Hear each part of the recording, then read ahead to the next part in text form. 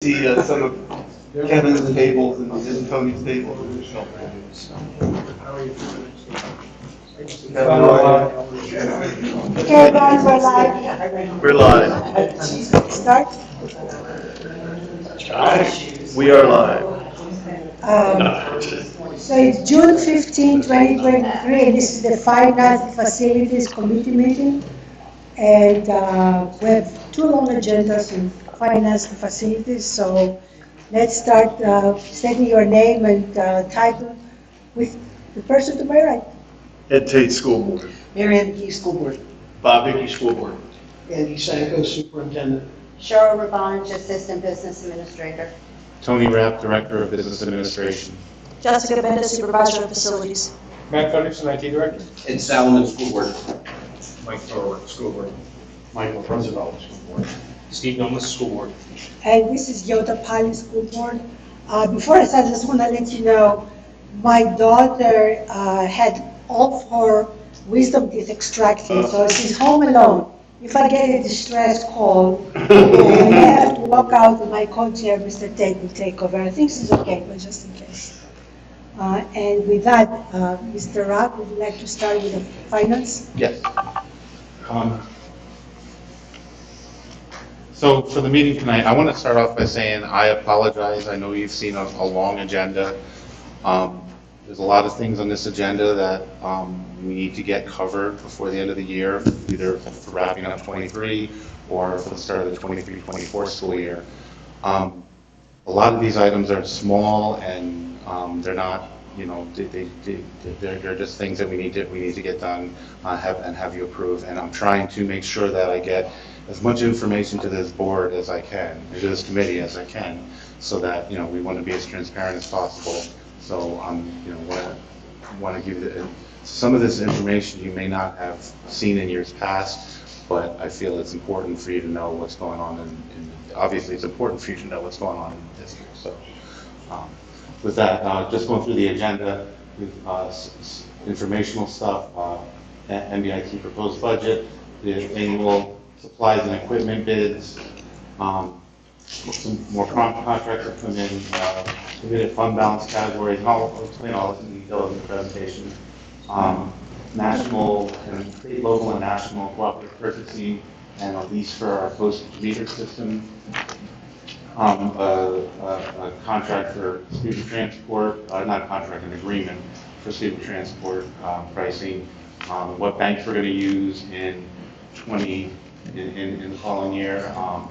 An issue with that concerns Council Rock and another 11 districts in the county.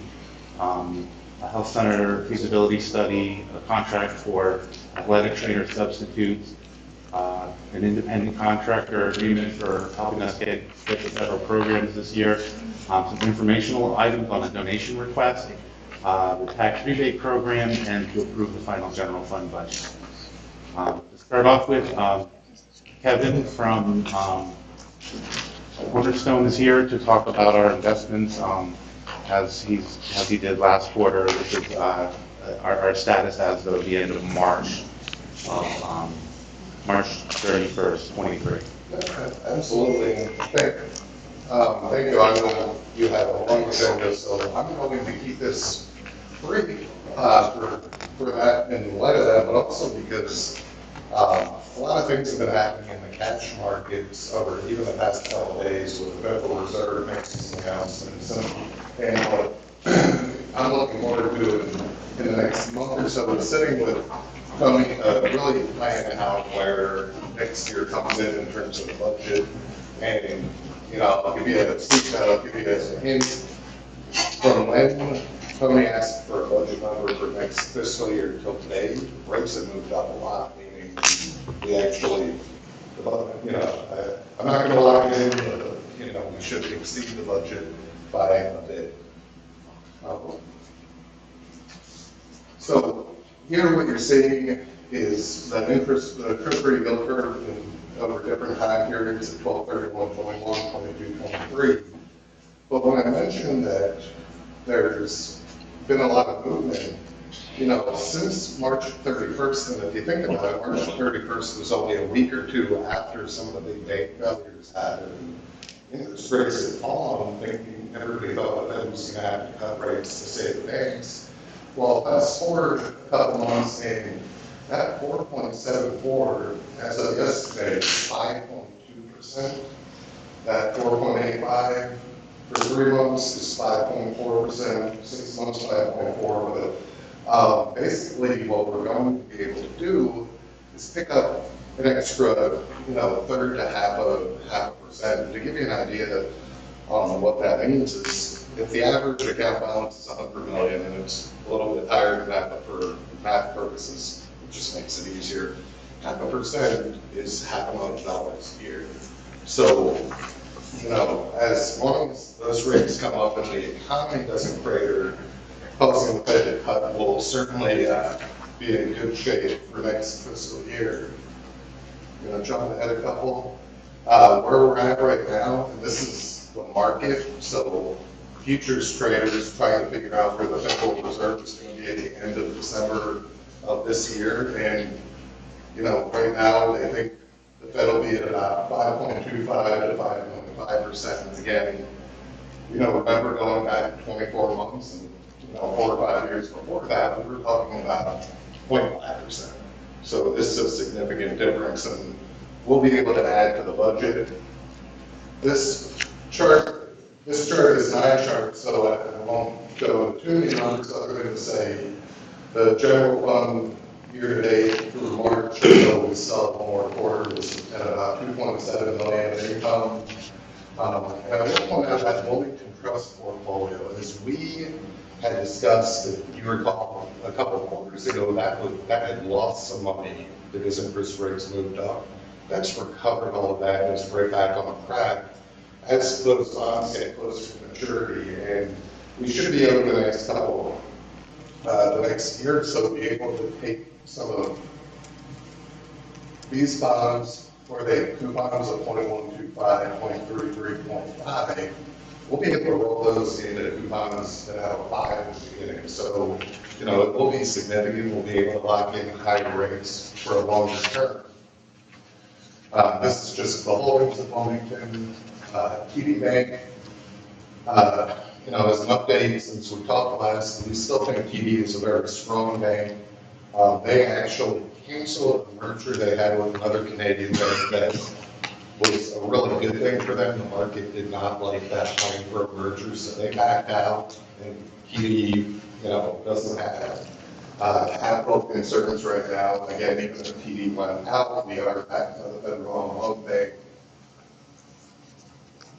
The Pliget account, you can see, is backed by, all of by federally insured, federally issued bonds.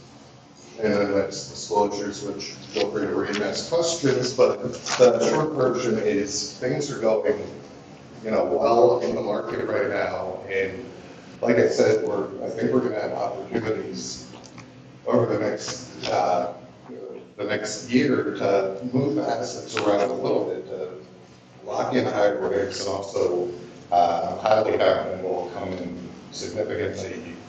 I'm going to take significantly off the table. We're going to come in above budget for next year, short of another pandemic type rate cut. So I will ask if there are any questions. And when I get that, do it quick. Hopefully that was that definition. Kevin, so the short term yield is higher than the only like 3 months versus like a year or like 5 years. So you're thinking of switching to like really short term assets? Well, so for right now, because the market's still pricing into the Federal Reserve may cut rates in the near term, we don't think that that's going to happen. So we're going to stay short term, but at some point, we will likely stretch maturity a little, get a little bit less income, but that's because we'll be able to lock in, like say 4.9 or 5.2. That 5.2 is very, if the Fed cuts rates tomorrow. So, but right now, we're going to keep it really short and enjoy the current interest rate environment. So how much of an upside do you anticipate because of that? How much of it, of an Upside, like unexpected income? When you're reporting, Range. it should be, I mean, yes. yeah, it should be a couple $1 million probably. And if you remember, we're talking about big hops here, so it doesn't take a whole lot Right. of movement to get a big change in interest. But yeah, when I eyeballed it the other day, I was thinking probably 3 to 4 million after the Fed came out yesterday and said we may raise 2 more times. I'm thinking it could be 5 in North range. And that's again, assuming the Fed keeps rates high, doesn't kill the economy and then have to cut rates right back down. Yeah, and I want to say, whoever started this, I guess it was a previous board, that was such a great idea to do this asset management instead of leaving the money in the bank and getting like the minimum. So, good job, past board. Yeah. Well, they were very good at picking managers. That's what it was. With a good pedigree, or at least a good high school degree. Yeah. I don't know if this is a Kevin question or a Tony question, but how are we year-to-date on revenue versus projection or budget? Off the top of my head, I thought we had 1 million. We budgeted 1 million for this year, and so far we're at 3.2 million. So, We budgeted 1 million in revenue and we're at 3.2. yes, Well, that's good. Yeah. that's positive. Well, remember when we were, a year ago, when we were talking about that budgeted number, we were only 3 rate raises out of 10, so, yeah. I like coming with good news, I hope folks are coming when it's bad news. Yeah.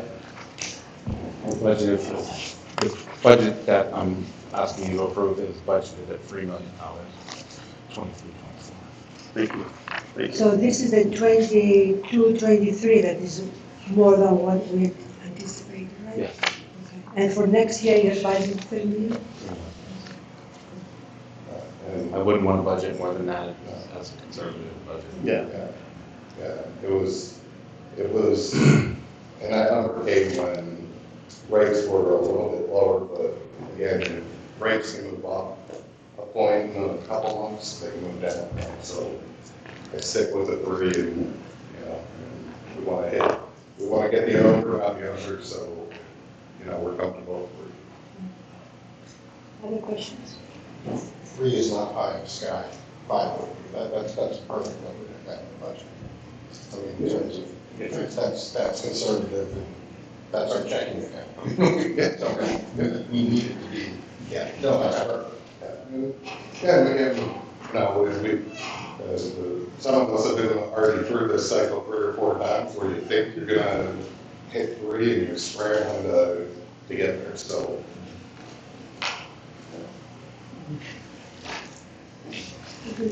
Thank you very much. Thank you. Have a good day. Thank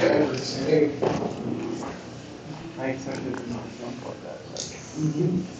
Okay, the next item is the MBIT 23-24 proposed budget. Our portion of the 23-24 operating expenses is $1,617,023, and there's an additional $3,000. They look back 2 years to figure out what the actual cost should have been, and so we have about a $3,000 extra from that period that we're paying. So our total operating costs for this year are $1.6 million. We are expected to pay another $4.7 million, or $416,000 in the lease rental, which is the debt of the MBIT. So our total amount is $2,085,383. We're budgeted at about $2.1 million. So on the budget that I'm asking you to approve. So looking for you to approve this.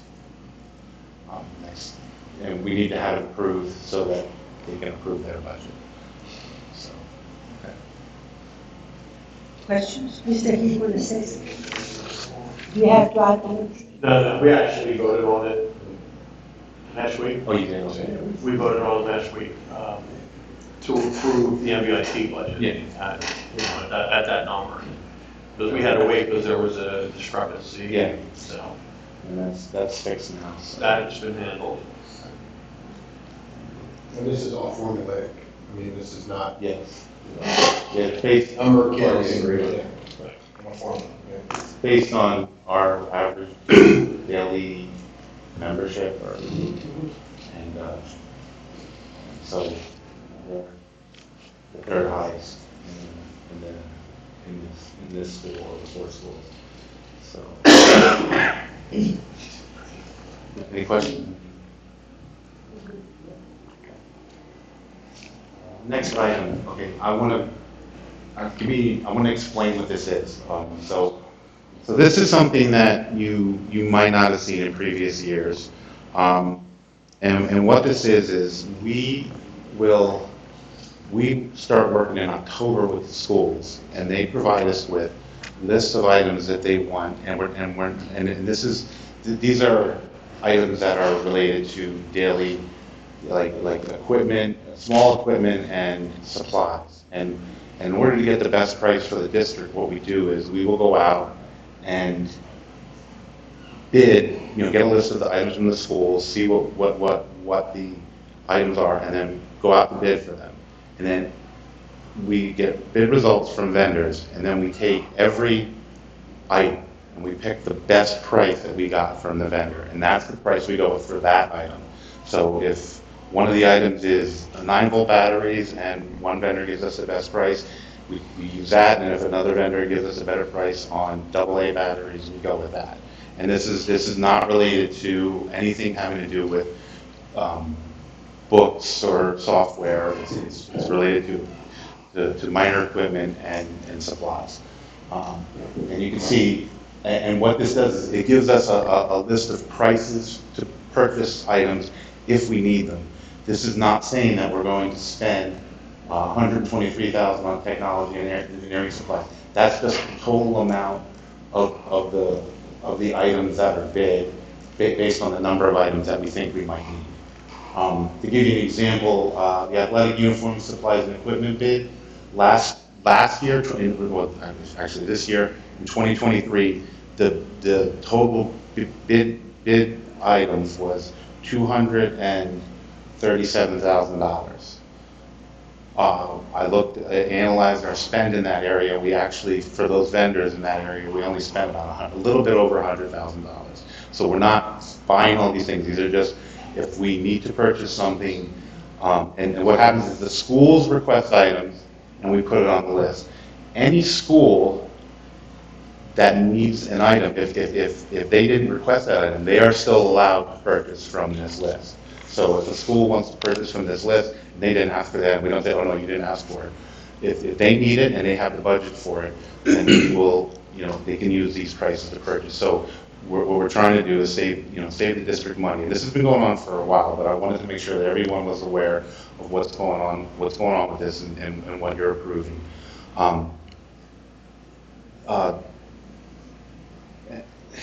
And that's really the gist of it. I don't know if you. But I think, just to add what Tony said, I think you can look at these bid lists. Years ago, we had, I don't know how many, 20, 30 different bid lists. And under previous administrations, they were condensed and consolidated. And really what this is, if you think about it, like a shopping list with guaranteed prices. So we take that shopping list, and if we need a 9-volt battery, AA battery, a pink eraser, a bottle of Elmer's glue, however many vendors bid on that, if we have 10 vendors bid on that, we take the lowest priced bottle of Elmer's glue, and we're guaranteed for any one of our schools or facilities to buy it at the lowest price for the year. So I look at it like it locks us in on the lowest possible price. And of course, it's all constrained by the budget. So if there's an item on the list that they don't have, that a school doesn't have the budget for, they're, you know, if it's not planned for, they don't buy. I mean, obviously, if there's an emergency or something, we would do what we need to do, but it's not budgeted. It is constrained by the budget, so, and these are not based on the budget. Like I said, these numbers are determined long before the budget's finished. So, you know, if they don't, again, we're just trying to get the best price for the district on these items. Great question. But these are in the budget though, right? So you're adding these up and saying, okay, so what's this total? 600 and something thousand. So what happens at the end of the year, we go back and total up all of the batteries that we purchased. Right. If it's over $10,000, we had to receive 3 quotes. If it's over $18,000, we had to go out to bid. What we found was, and this is the old man talking, what we found is that we were getting precariously close to violating the law because we hadn't gone out to bid, because across, 15, 16 schools, it adds up. So what we decided to do, and I'm pretty sure it was Bob Reinhardt who started the process, and Bill kind of refined it down to these 8 bids, is we go out to bid before the school year starts. So during the school year, we have a locked-in price in November. So if anybody wants to buy a battery, yeah, one battery is 99 cents, but when you end up at the end of the year, you buy over 1,000 batteries, that's a lot of money. So we're not saying we're going to spend $600,000 on all these items. What we're saying is we've got locked-in pricing for these items. And if we theoretically bought all of the ones that the schools thought they might need, that's what we would spend, but we never do that. Right, but the school's budget is. Right, the school will come in and let's say that they need 15, let's say an elementary school says, I'm going to need 15 9-volt batteries. Right. Well, it's only 15, but across the district, maybe all the schools need 15, it adds up. Right. So we adjust, the prices are used to determine, what they can buy. It's more of a more backwards than. And I understand the pricing scheme in the shopping list, and the why, but where does it fit into, where is the dollars at the end of 23, 24 going to come into the budget? So like, let's say Hillcrest Elementary School, and they need computer mice. Right. They know that last year, they just wrote 15, so they'll put in a budget for 15 for this year. So that's where it would come from. That doesn't mean they'll buy 15. That means that out of their school allocation, they think they may need to buy 15. But it's going to their budget. It's But- going to the overall. So the 15 is still in the budget, but not the total. Yeah, at first it looks like maybe it'll be a surprise, and then here all of a sudden it's going to add up. And we'll be taxed. Is it fair to say that this is like a not to exceed per category? No, it's not enough to exceed. So just to get it clear on the budget, when they're requesting their items for the budget, they're determining based on, what the price was last year, and that's what they're using for the budget. And then we have these prices. So right now, there's some adjustment going on within the budget, not amounts to spend, but with number of items, so that they can, stay within the budget for things that they definitely need. And just to go through real quick, so I have so like for the first one, the technology and engineering supplies, that is actually a lot of things related to tools, like there's a saw on here, a table saw, a drill press, and if these items need to replace a cordless drill, bottle opener, some, just some things that they've die for I believe for the 3D printers. The science award is a lot of compounds for experiments, compounds and chemicals for experiments, and that's mostly what's in the science, and some minor lab items. The art, clay, brushes, paint, glaze, a lot of glaze, so staples, some things like that. So what would be needed in an art program? Physical education, badminton supplies, wiffle ball supplies, some frisbees, mats, hockey sticks, obviously what you would expect from that. Medical is, bandages, gauze, tape,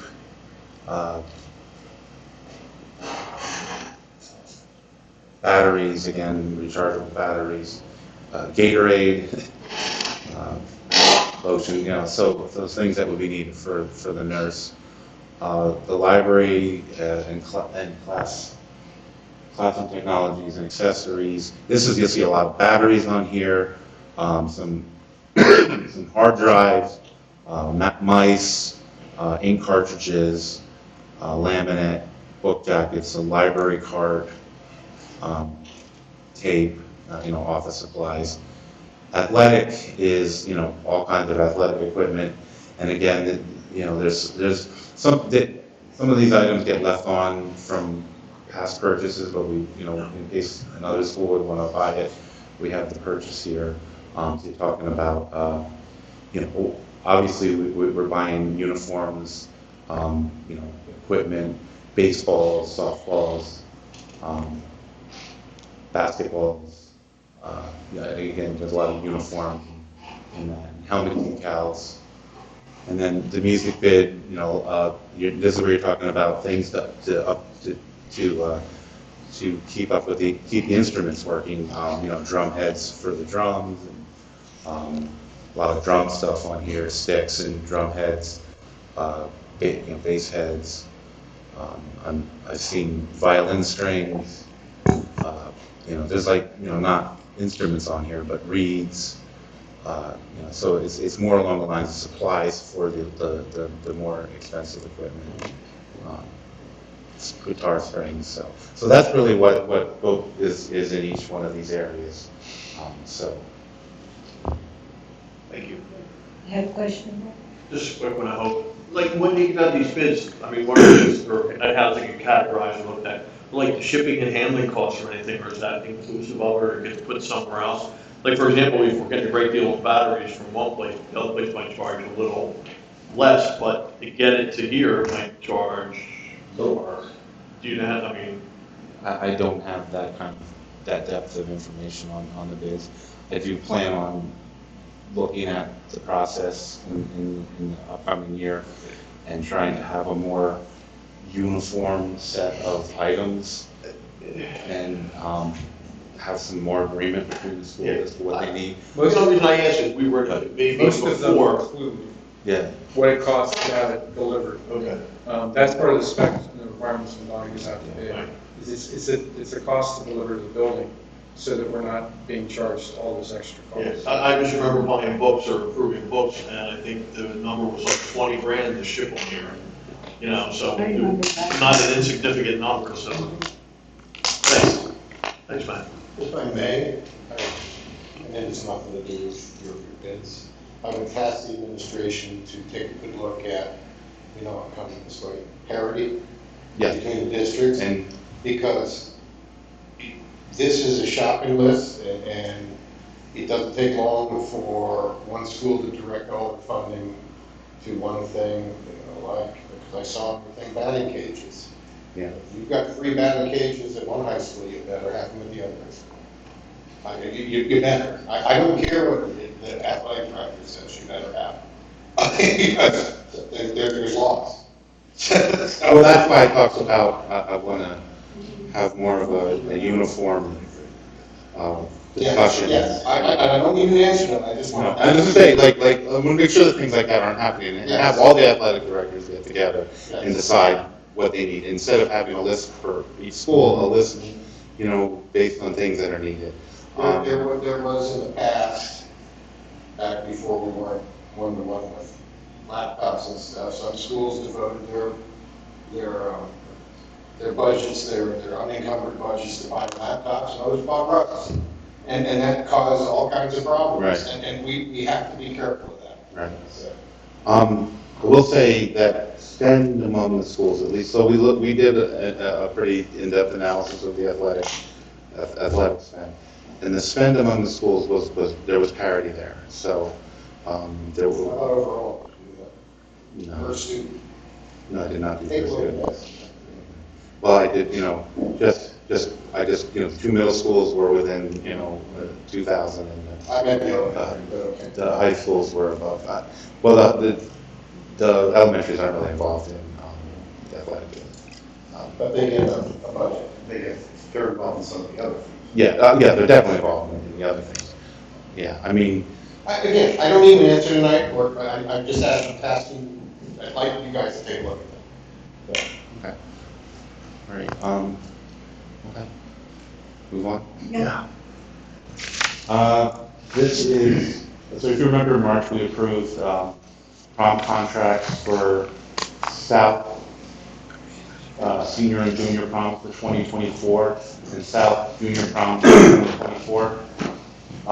The South 2025 junior prom, the sheriff is asking them to, for a contract, that's where they've been holding it, for Sunday, April 5th, 2025. And we didn't approve the North Senior Prom in March for 2024 because they had a 3-year contract, but they'd like to re-up their contract with the Crystal Tea Room for 3 years, 25, 26, and 27. Okay. And once again, we've had this before, but I think it should also be said that these locations and dates are selected from the students and from the individuals that are involved in that grade at that school, and they've selected this. These are where they want to go. Yes.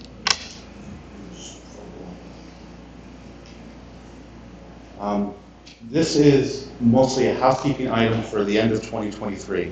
So GASB 54, which is the fund balance GASB, requires us to set, and also the state requires us to set fund balance categories, committed fund balance categories. So these are the same 2 categories that we had in 2022. One is the Future Educational Initiative, which is $8 million that we put aside for future education initiatives. And in 23-24, we do have a plan to spend some of that money, about $300,000 of it, on some whiteboards for that. And then also the balance of 23-24 budget. And that is basically the difference between our revenues and expenditures in our 23-24 budget. So all we're doing is saying that on the financial statement for 23, we're going to commit these fund balances for these purposes. Where so this and what I'm asking you to do this next week is to approve these categories, and then we will set the actual amounts after all the results are in. I'll tell you the results will probably be the deficit will most likely be the deficit in the budget and $8 million for the Future Education Initiative. So that's where we will be ending 23.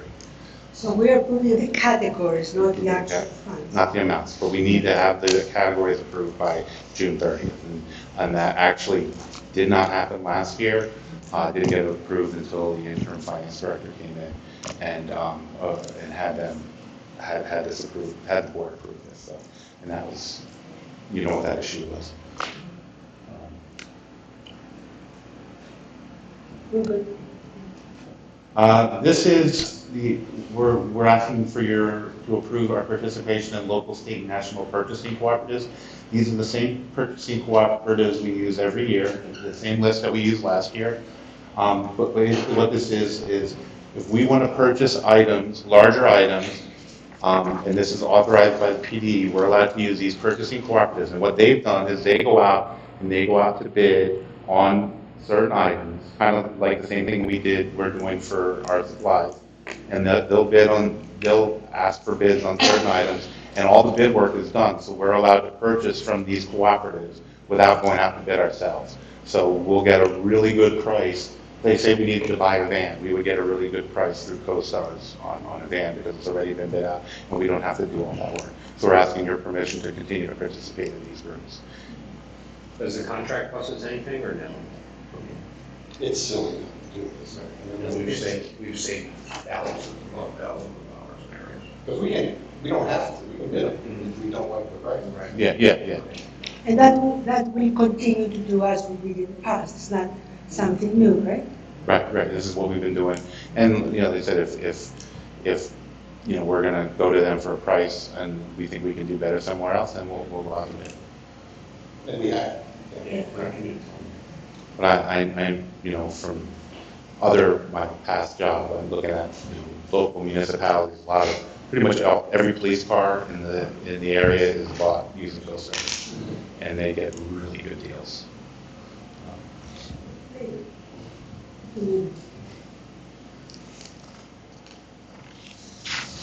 The lease agreement for the district postage meter system, we have a postage meter system that we've been using. It works pretty well. Our current lease is almost up. We're going to upgrade some of the software on the same, it's the same postage meter, we're going to upgrade some of the software so that we're able to use a PC to set up accounts and produce better quality reports. Right now, if we want to print a report, it prints it out on labels from the machine. So we'll be able to save the reports on a computer and take them somewhere else and print them on an actual printer. The new fee is $335 per month. The old fee was $385 per month, so this new contract's going to be $1,950, less over the 39 months. And just so you're not worried that because we're using an old machine, the machine that we've been using, if that machine breaks, we get a new machine. I shouldn't say a new machine, but we get another machine without paying anything extra. So they're leasing us the ability to use the machine. This is Ever-Driven Transportation Agreement. This is one of the third-party vendors that we use to transport students, to fill in for the transporting of students. We have an agreement since 2019. It automatically renews unless the party opts out or requests an amendment. They're requesting an amendment to raise prices from $65 a trip to $87.55 a trip. There's also, mileage fees in there and some other things.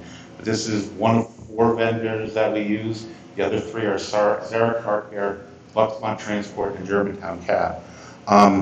Just to give you an idea, Germantown Cab, their rates, depending on the size of the vehicle, range from $99 a trip to $192 a trip. And Sarah Car Care rates per trip average from $250 to $380 per trip. We're looking, Bucksmont has no set fee, but Bucksmont Transportation, they give us the best pricing. So we're planning to eliminate one of these vendors and use Bucksmont Transport more in the upcoming year. But it is good to have some options because they're not always going to be available should we need them. So that's why we have 4, but we're going to try to go with the best price the most, but it is a rather drastic increase. But again, they haven't raised their prices since 2019.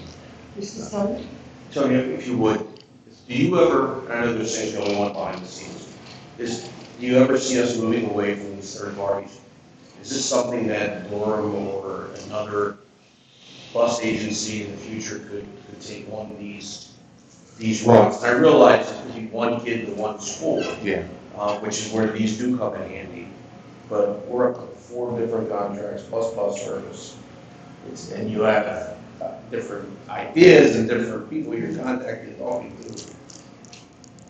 I guess the easy answer is no, because of the way we transport and where we go. Well, no, I mean, Durham should be handling these transports. I mean, I'm not, but they're in the same situation now. We're in the same situation as a lot of other districts are in, where they don't have the drivers to fill all these routes. We'd be hard pressed to bring in a second bus company to do this. Like the scale's not big enough for it to be worth it to them. And these are really the best option that we have right now. But there's definitely a market for this one-off ride for 2 kids going to Holy Ghost, if you will. Buying a minivan, Durham was saying, buying a minivan or another competitor, buying a minivan to do these runs without having to tie something to the CDL, knowing that we need this type of work. Yeah, that's a conversation I think I'd like to have. I mean, we just have one vendor, but obviously we got to best for kids. Yes, and we're doing the best. Yeah, I know. Best with this, but I see your point. I think that, again, I think it comes down to the drivers. There's advertising, we advertise it every week for them, there's advertisements, all. That's a CDL driver. Right. I get that. Minivan, he and I can drive.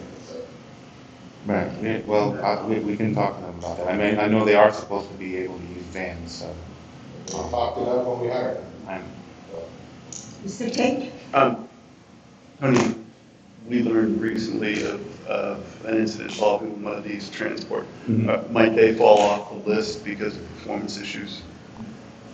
There's going to be one of these groups off the list as of next week.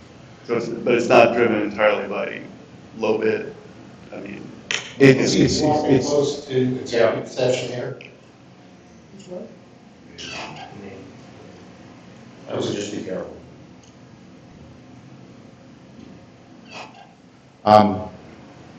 I ask a general question, just, it's not entirely driven by low bid, right? No, it's not driven by low bid. Well, we try to use the ones with the lowest bids the most. Yeah. So Everdriven has been probably the one that we've used the most, because they were definitely the least expensive at $65 a trip. That's good.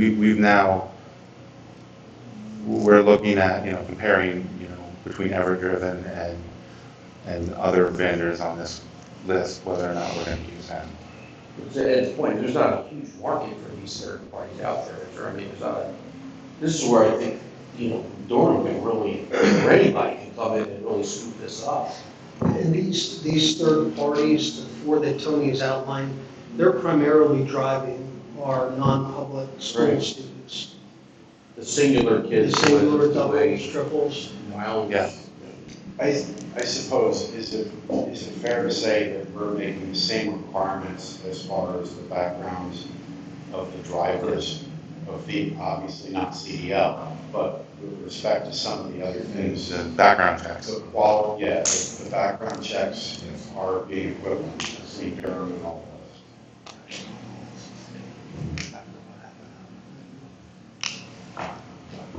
Any other questions? This is depositories of records for 23-24. These are the banks that we use. They're the same banks that we used last year with the exception of Stonecastle, which we've removed since we eliminated our investments in that group and moved them to Williams Trust. So it's pretty much the same as last year, just one has been eliminated, which we talked about earlier in the Any questions? I do, real quick, I'm sorry. No, I'm sorry. Are we, obviously, we're happy with all these folks? Yes. There's not, and I'm not gonna call a certain bank out there, no one's making us do any more work to process anything that we feel is above our needs or above our wants. If you don't want to answer that question. I don't know. Okay, good. We're all happy.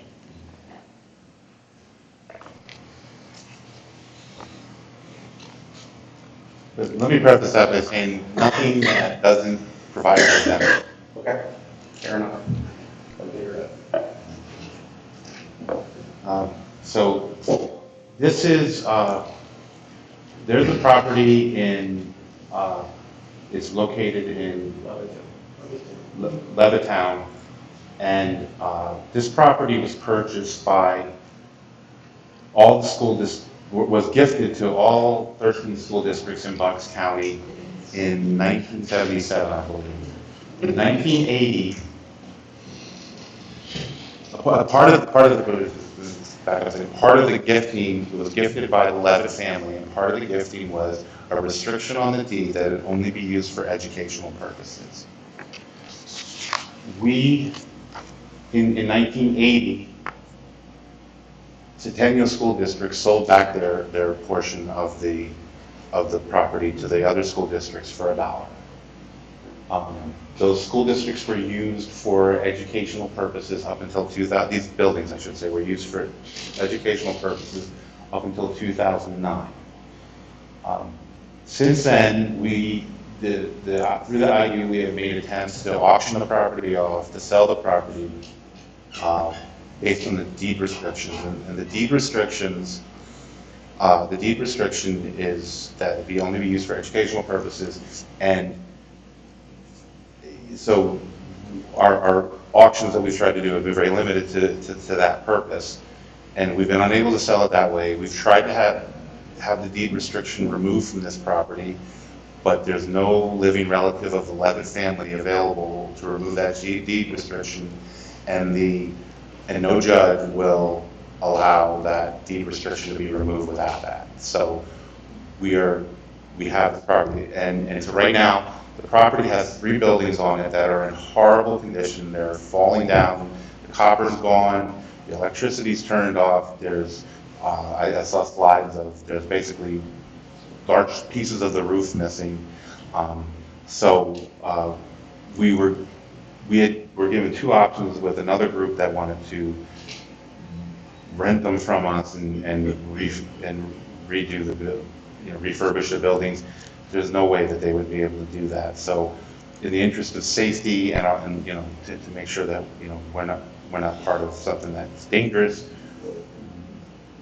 we would like to tear down all 3 buildings and refin and leave it open space, and remove some of the parking lot up to a point where we're not violating the max disturbance. I think we're only allowed to disturb an acre, or we're paying a larger fee for for the project, for the permits for the project. So we're within that realm. So part of the parking lot and the buildings will be raised and will be turned back into grass and graded, and the buildings will be removed.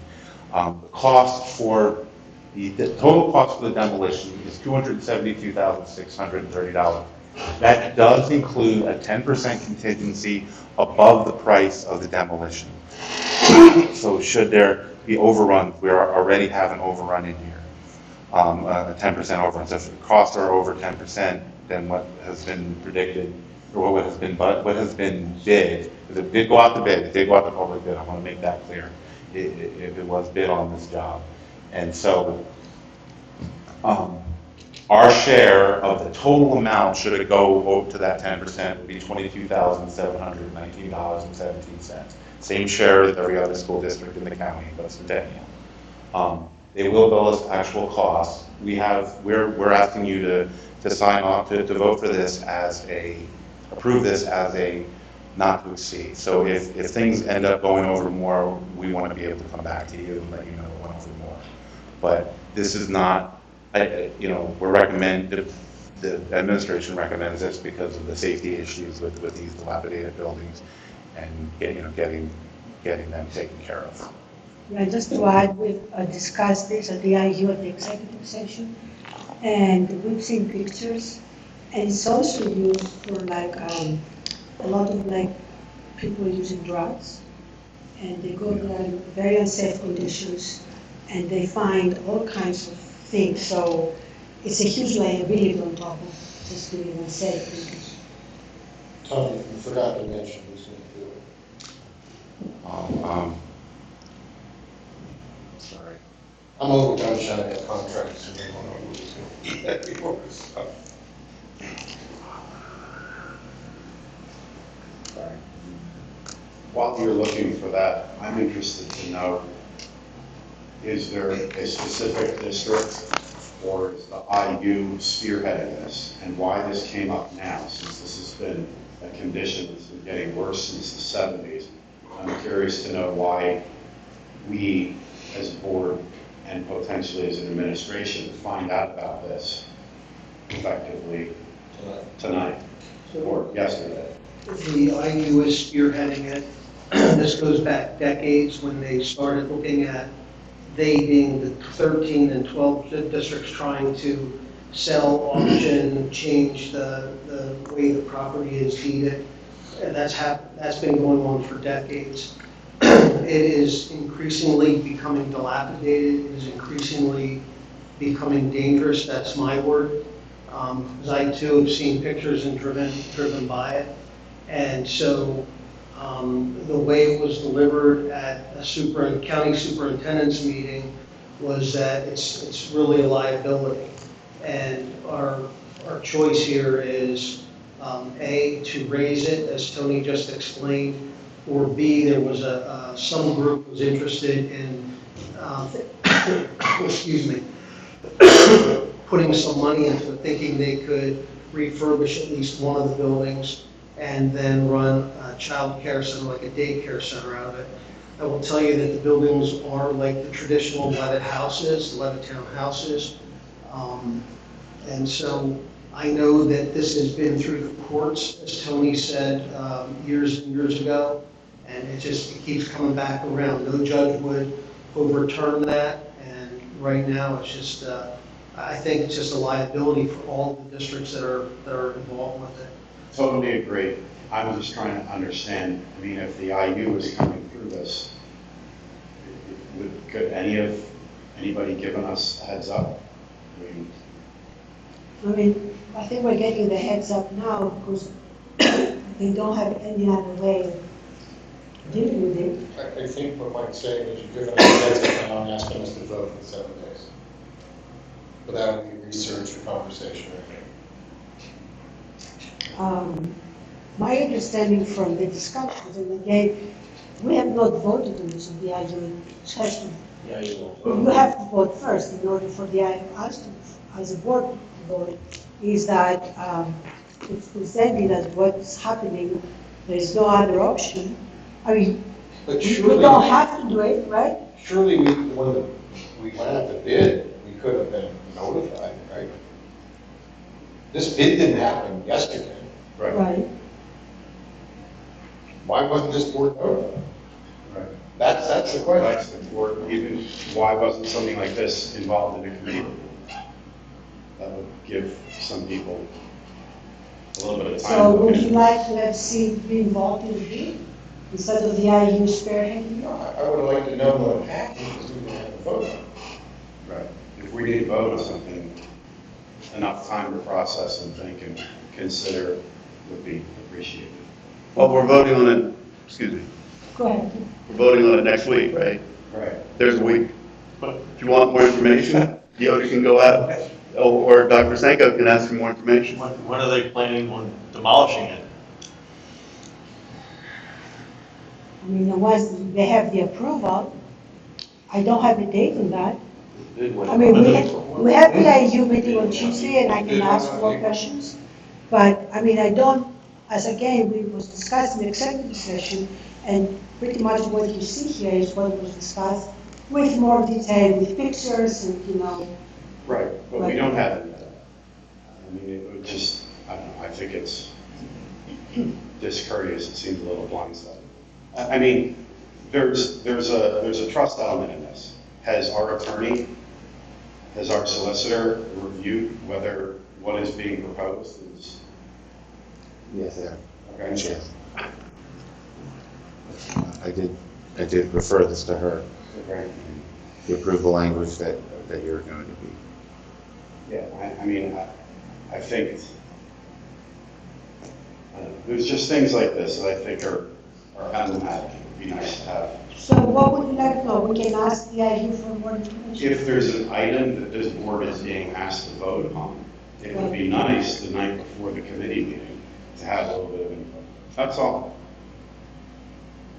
And according to Mr. Salomon, who went digging, this bid went out in April. So it wasn't, I mean, this is June, it's 4 months. Right. Or, I'm sorry, 2 months. That there was lots of time to say, hey, this is that. So, and I still don't know who the contract is. Contract is, Schrader. well, Schrader Group is the Overseas. overseer. Plymouth Environmental is the, Yes, thank you. if this happens, Plymouth Environmental will be the group to demolish the structures. And Dr. Sanko sent the information about that in one of his reports that was like some time ago. He did, and I responded that this was discussed only as an executive session at the IU. I remember he talked about that. Executive session. Executive session. At the IU. So he sent a report in his weekly on Friday, he mentioned that, and my response to the board was, just to let you know, this information was discussed at the IU only as an executive session. It was not public information. But I'm sure we can get more information. Right, may in the future would be an item that we may vote, but I don't know, it sounds, maybe I'm in the minority. It's all right. Would you like more information before the vote? What would you like, we can ask for it until next meeting next week. But if I get it on Wednesday night, it's too late. You know, that's the problem. You know. I agree this has to be done. The procedural stuff is a little, this first presentation in a public meeting. Right. First one tonight, vote next week. So I just, Is your concern that maybe we could have gotten a better deal? my concern is I was completely blindsided, and this has been going on since April. Right. I mean, there And was it- discussion and at the our- superintendent level. But not public. No, it was not public discussion. Not even at the IU, it was not public. Okay. Where do we know where the other 12 districts are? Are they All 12 districts have been asked to have it approved by July 14th. And we don't know if there's any pushback from the other districts, and then what happens then? We don't know, we received the final note from the IU on Friday,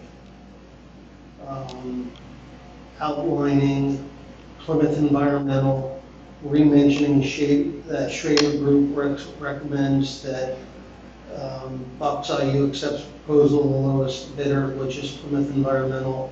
It outlines that the cost that Tony talked about up here.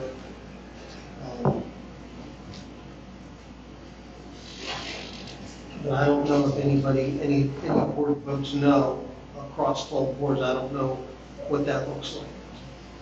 So I don't know how they're going to vote, but during the executive session, the board members that were there, they all seem to agree that this needs to happen because it's a huge liability. But I don't know how their votes will be. Yeah, especially since it involves 12 other districts. It'd be nice to have. Like if they then Do you know which way they're going to? I would assume they're going to approve it. I mean, look, these buildings, this is not the first time I've heard about this. It's the first time it's right in our lap as we speak, that's all. And now we get back and we talk about it. Right. You can hear the litigation's going on behind the scenes to try to find, maneuver a way around doing all this. At the end of the day, it's not safe, it's bad for their community, it's bad for the kids in the area. It's got to go. You know, the backstory is, how the heck did they just say, yeah, it's your problem? But that's another thing, I mean, you know, timelines are important to you, Mr. Rizzo, I'm well aware of that. But this building has to go, so. These buildings have to go, I should say.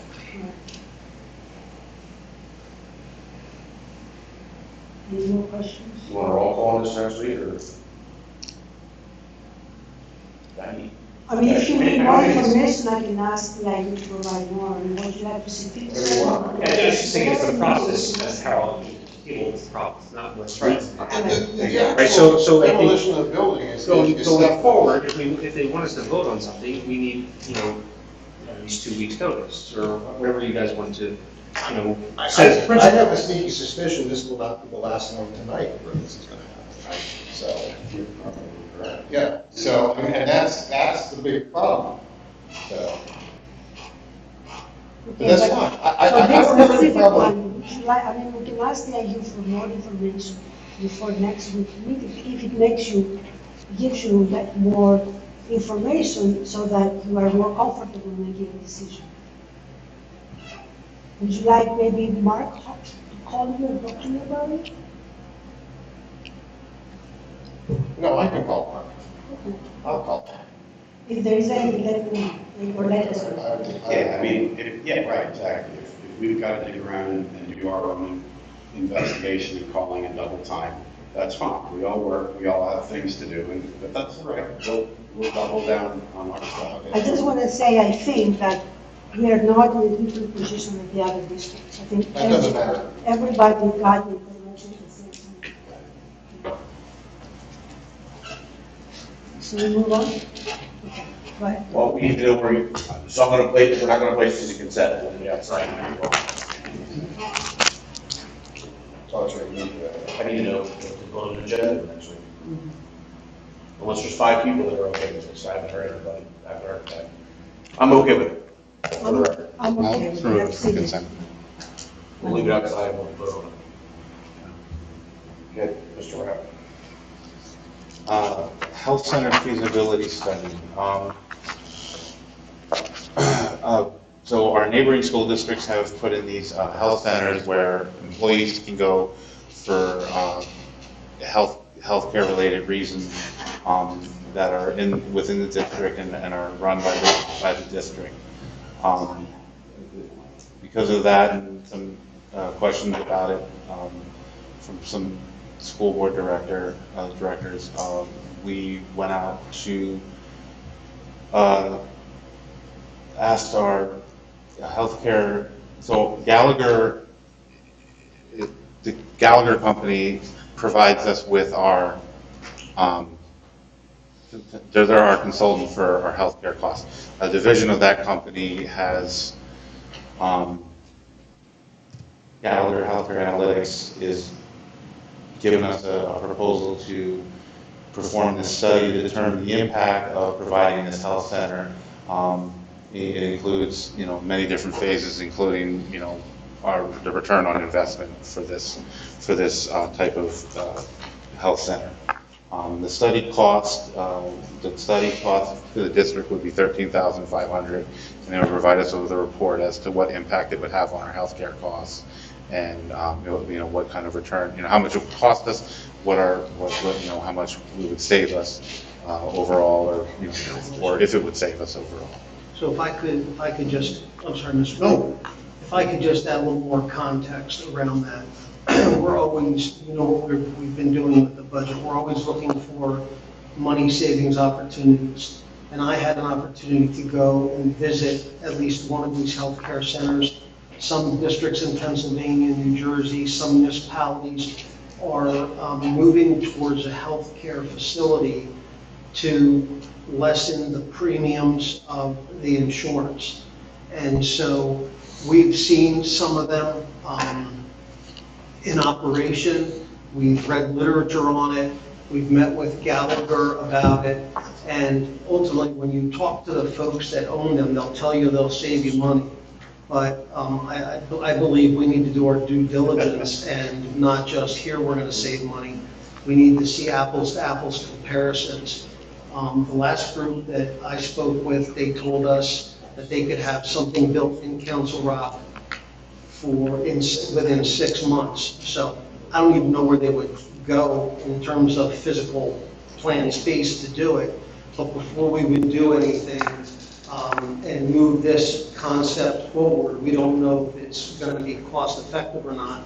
So really what we're saying to you here is we think this is worth looking at, but before we take a giant leap, we better take a small step to see if it is feasible, what it does to premiums, what it does to insurances, and if we can benefit both for our employees with the health care as well as, the fiscal component of it. So that's really what we're asking for here, to be able to do a study to see if this would be something of benefit to Council Rock.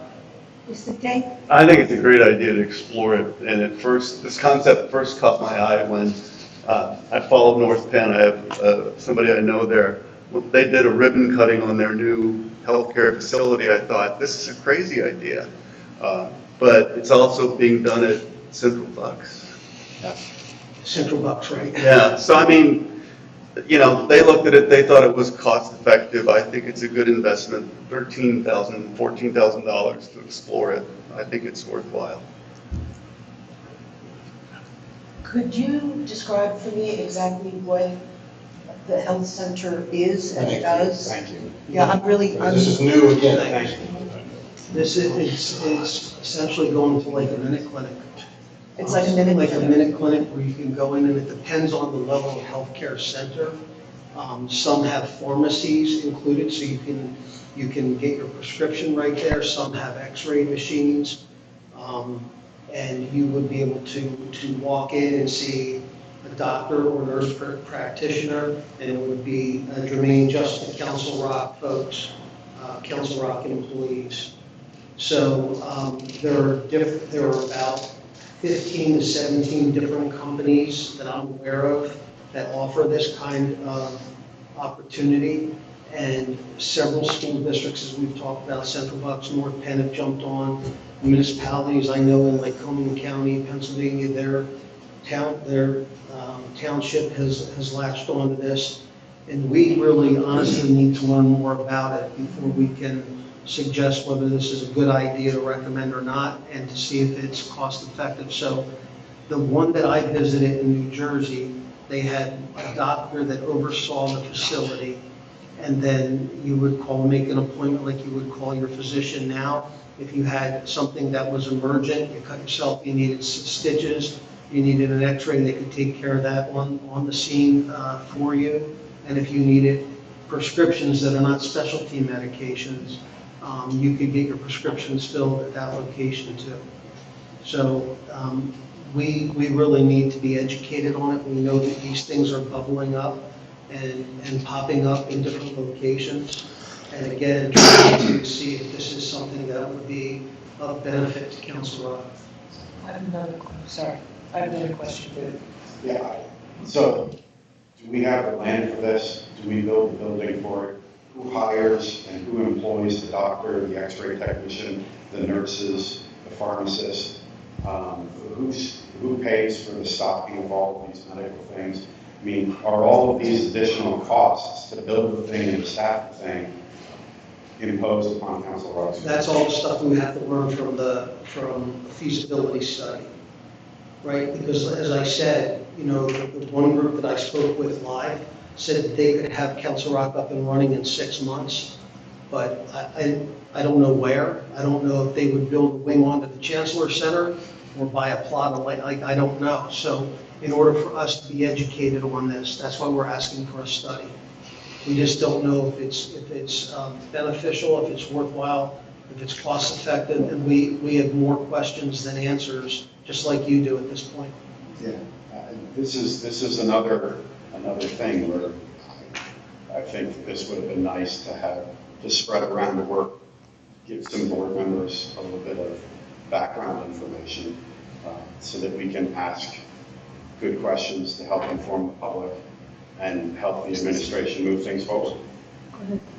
So this was discussed at the prep meeting just a few days ago, and I think my reaction was similar, but it says that certain school board directors had asked for it. So I said, let's talk about it, because if some people want to say, then it makes sense to talk about it. I'm very skeptical too. It's like, how can you really make it work? I mean, if Council Rock doesn't have that many employees, I mean, how much is this going to cost and so on? Maybe it's feasible, maybe it's not. I don't know. I think my understanding is that this being on the agenda is just a discussion item. It's not something that is, we have to vote on tomorrow. It says approved. Oh, where does it say? Well, approve if we all agree to that. I would only counter that several board members in this room didn't even know what this was until tonight. I didn't So, know. I mean, Mr. Keith hit the nail on the head. I don't know what this is. We're going to vote next week. Can we John, get, I'm sorry. can we maybe get an outline of what this study is going to tell us before we vote on it? So is it going to look at our claims data and say, okay, you have, so many, dozens of emergency room visits per month, and this is where the cost of avoidance comes in, right? Because once we send a person to the emergency room, I mean, it's just thousands and thousands and thousands of dollars, and that's probably where some of this offset costs come from. So then let us take it off of Thursday's agenda, let us go and dig and get more information and we'll bring it back to you. Ladies first. Thank you. I'm also unclear about what employer-sponsored entails. It's sounding like it's just in-house for employees, and I assume their families or whomever is covered under their medical insurance, but to what extent does employer-sponsored create responsibility for us? That's something I'd be curious about. Bob, you have a question? Yeah, I mean, everybody asks really good questions, so I don't know if this is even feasible or whatever. This is strictly for Council Rock employees, like, I guess one of the things we have to find out whether or not it would be justifiable based on the number of cases that a place would see. But if it isn't, is it something that we could possibly piggyback on with either a municipality or municipalities? Or could we even piggyback on with the Central Bucks School District if theirs is already in place? I don't know if there would be any economies to be saved there. Like, I'm not sure if we're big enough to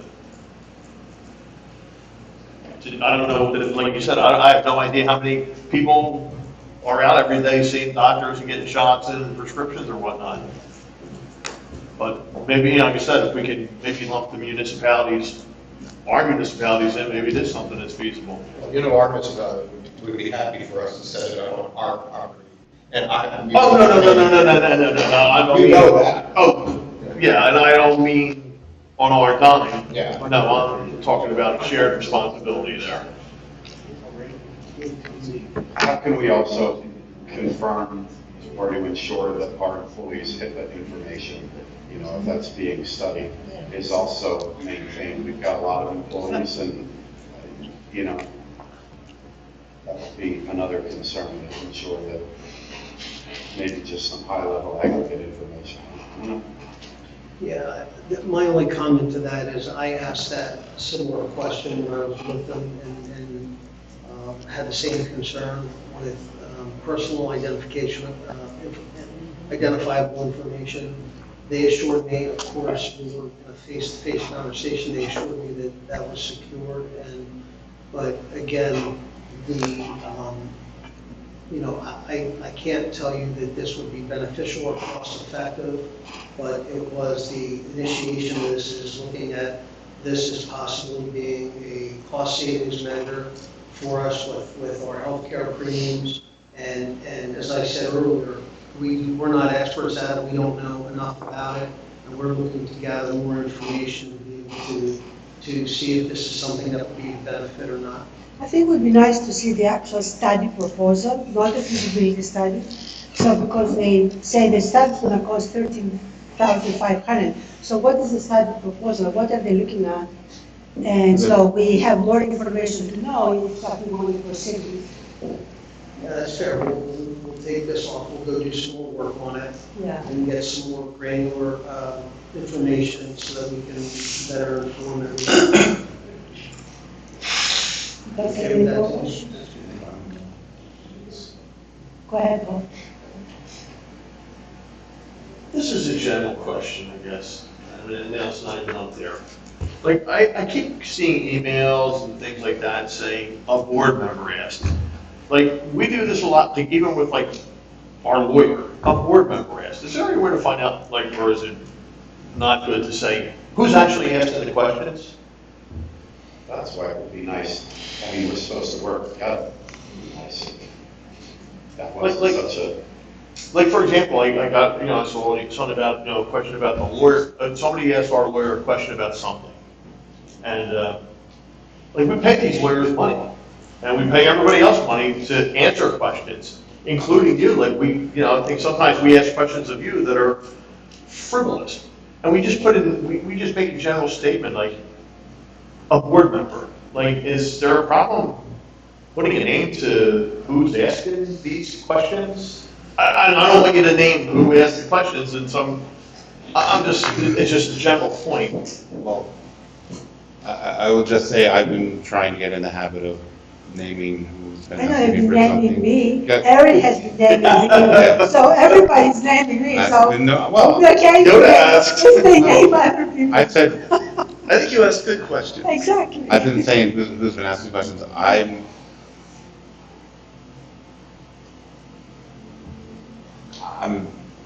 This event occurred before I came on board. Not that I want to keep using that as an excuse, so I'm not exactly sure. You can use it for a while. What? You can use it for a while longer. Coming on 3.5 months now, so.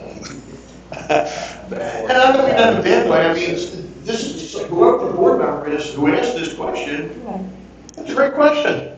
Like, so I don't mean it in a derogatory sense at all, They're but saving some money, so it's a good idea. So, I'm one of the board members that asked about this in the light of two reasons. One, the North Penn. North Penn, yeah. North Penn article the reporter had out there.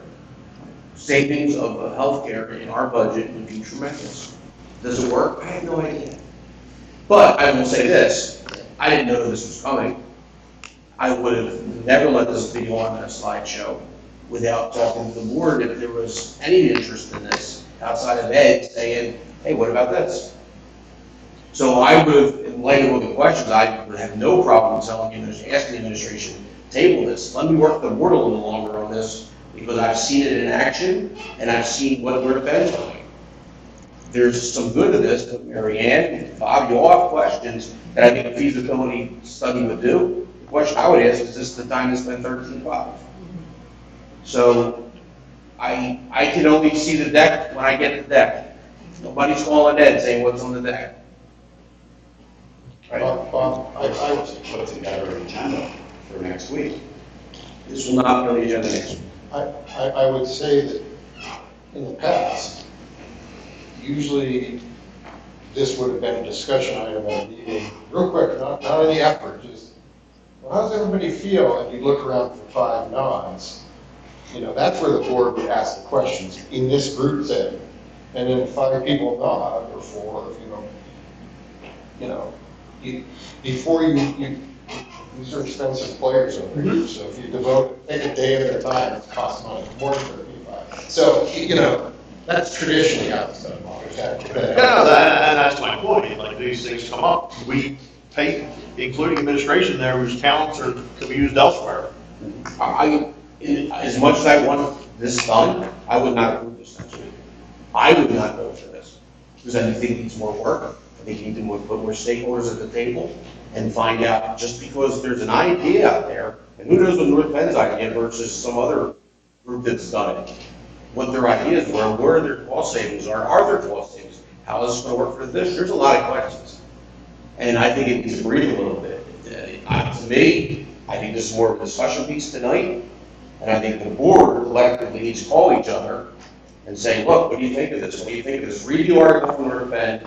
I can show you video and news coverage of one that opened up in upstate Pennsylvania, I think it was. I think there's some good here. I don't have the answers. I'm just looking at ways of finding ways to save money and solutions to that. That's all. So I think to me, I think this should be tabled, and we, as a board, pick up the phone and call each other and ask. I think I need to see the actual study proposal before I even be able to, discuss about it. So it's not just talking to each other. And I think some of this maybe is But this isn't too far off about what let's you've been. discuss. This isn't too far off from what some of the things you were asking about being part of the story. About being part of the. Consortium, yeah. Consortium, yeah. Right. Yeah. This is a little different, but it's in the vein of finding a way to save some money. That's all. Right. And I don't know which one works at all, but I there's agree. no harm in Just trying. that it's 13,500 just to do the feasibility study. So maybe it is a great idea, but let's find out more about it before we proceed. I'm not against it, I just need to know. Okay.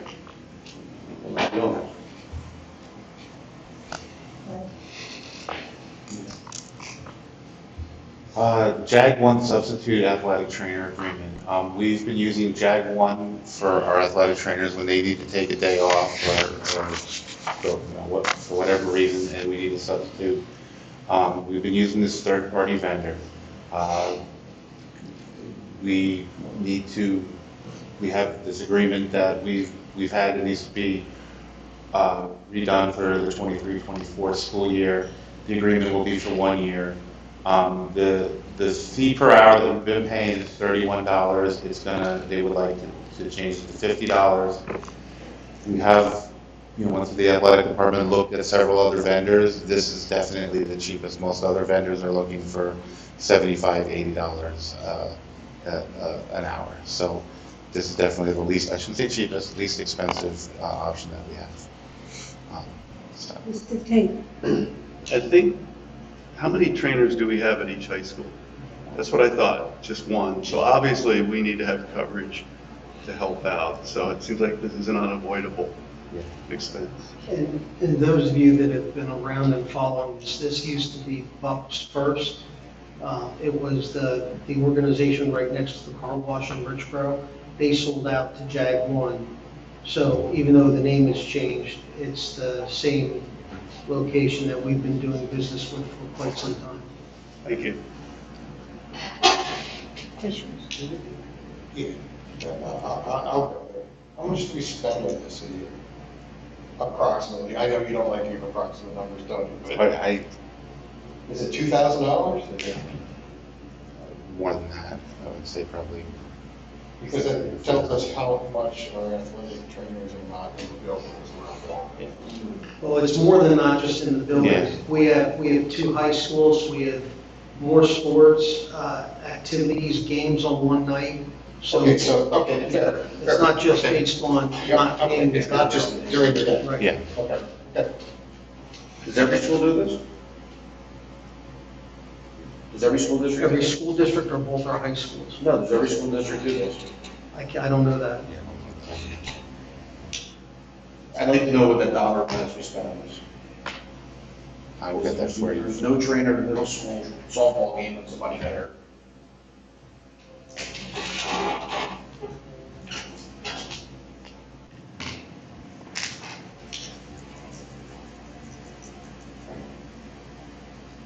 Would you like to know that before? Yeah, Tony can email it to us and we can say it out loud in the meeting so the public is aware. Yeah, my concern, this is another line item, and I'm just, how much does it cost? I mean, it's easy to approve there, we spending $1,000, we spend $50,000. We know what our sub cost for teachers. We're trying to get that number for you now. Yeah, I'm trying to get into the system. Do you think it's worth to have Come back to a this. second trainer instead of using substitute? Is that what you're thinking of? I don't know, that's a great question, is it worth it to hire, we don't have any at the middle school, correct? Correct. So is it worth hiring a third trainer that can bounce, well, I don't know. But how much are we spending on this? I'm gonna lose my mind if we're spending enough to hire somebody. Well, that's not good. But athletics are important, either athletics are important or they're not important. Yeah, I'll move on to the next one. So we'd like to bring in an independent contractor to help with our federal program, the consolidated grant application and budget for the 23-24 school year. The consolidated grant application determines our funding for title programs 1 through 4. We're trying to maximize the federal funding we receive from those programs. They'll review and make recommendations on policies relevant to federal funding and procurement, and will provide monitoring, support, and assistance. The independent contractor fee is $750 per day.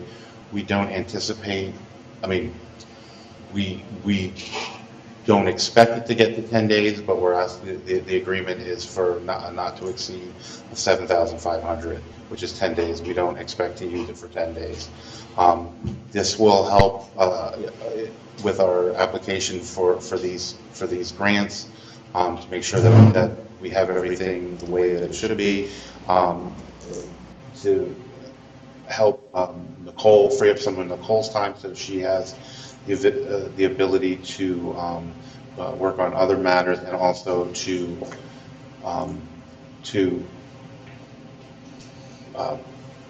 help her get better at this process, so that, in the future, she's better at this process. If I can, I'll just add two points to this. One is, I brought this up because we had the experience recently of having two CPAs in the business office, and we talked about things that get filed with the state. And I wanted to make sure we have eyes on those kind of things to maximize our opportunity to get monies. And just recently in our business office, we found something that wasn't completed fully, which resulted in $750,000 to the good for Council Rock. I say recently, I say the last couple months. That's number one. Number two, I want to make sure that we are maximizing our opportunities to get our federal funding, our federal funds 1 through 4. And we don't get very much subsidy from the state or the federal government in Council Rock, but I want to maximize it. And I think the cost benefit would serve us well, to have somebody's eyes on our application and our Title 1, 2, 3, and 4 information, who's an expert, and all they do is the federal funding part of the work. So they're the 2 points I'd just like to make with that. Yeah. Just like the last one, I need to know who it is. This independent contractor, I need to know who it is. Okay, Well, you can email it to me if you don't want to say it out loud, but. no, I have the person's, I have the person's biography that, we can, I can, Yeah, share that. Sure. Share with the board.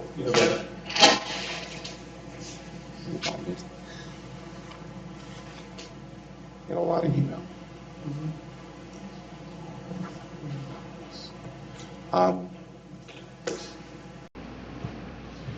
Her name is Cindy Rhodes. She's recently retired from the PA Department of Education Division of Federal Programs after 35 years of service. She served as a regional coordinator in the Division of Federal Programs for 25 plus years, providing technical assistance, application reviews, and monitoring for school districts and charter schools across Pennsylvania. Served as state program manager for various federal education grants, including Title II, Title IV, and older grants under No Child Left Behind and the Improving American Schools Act.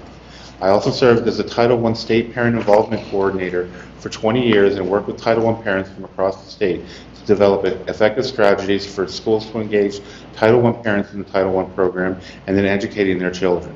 Most recently, I served as a Uniform Grant Guidance, that is the overall law that governs federal grants, manager for the Division of Federal Programs. In that role, I provided guidance and training workshops to school districts across the state and in the area of federal grants management. How long, now, you've been retired for a little while, right? Yeah, I mean, she does have a... No, that's fine. I mean, I just, the LLC, the ink on the LLC is not drying at this point. So, yeah, that's fine. I'm good. Should I put it on the consent agenda or no? Just a couple questions. Real quick. Okay, go ahead. So she's just going to focus on Title I? Title 1 through 4. 4, okay. Is there other areas that we can use her during some of the grants and stuff like that? Or you want to get through this first? I want to do what we did with the budget. I want to do with Title 1 through 4 what we've done with the budget. I just want, I would like, I think it would be a benefit to Council Rock to have expert eyes on it. It's Nicole's first time through it. She's been doing wonderful work with it. But again, just the example I used at the business office, we had Bob and Tony up there with Cheryl, and just one incomplete for one unfinished document, we realized $750,000.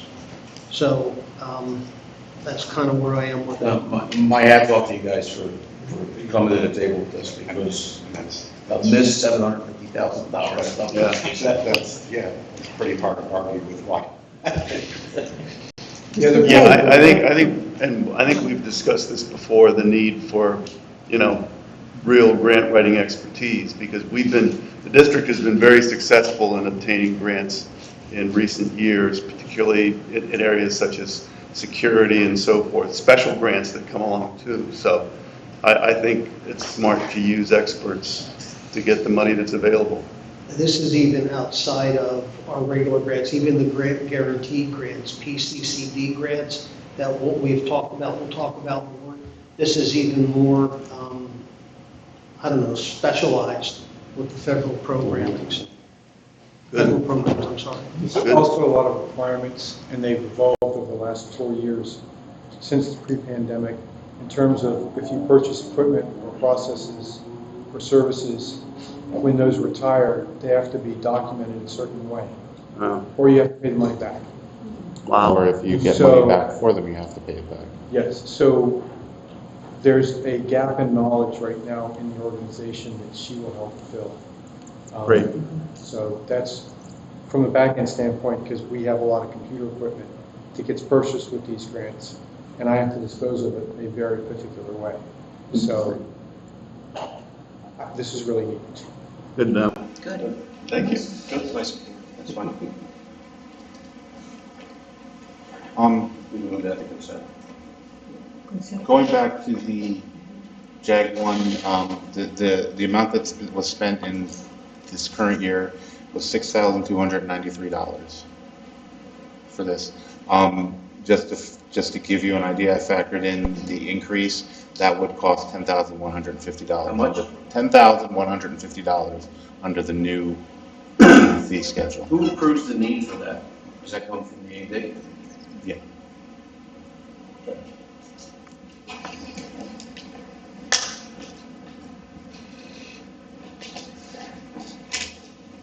So should we do it, should we have it on the consent agenda? You guys okay with JAG 1 agreement? And you're okay with the federal program? Yes. Thank you. The next item is a discussion item. The Council Rock South band parents are offering to donate a 30-foot tandem trailer to the district for use by the Council Rock South band. The total cost to the Band Parent Association is $40,991.22.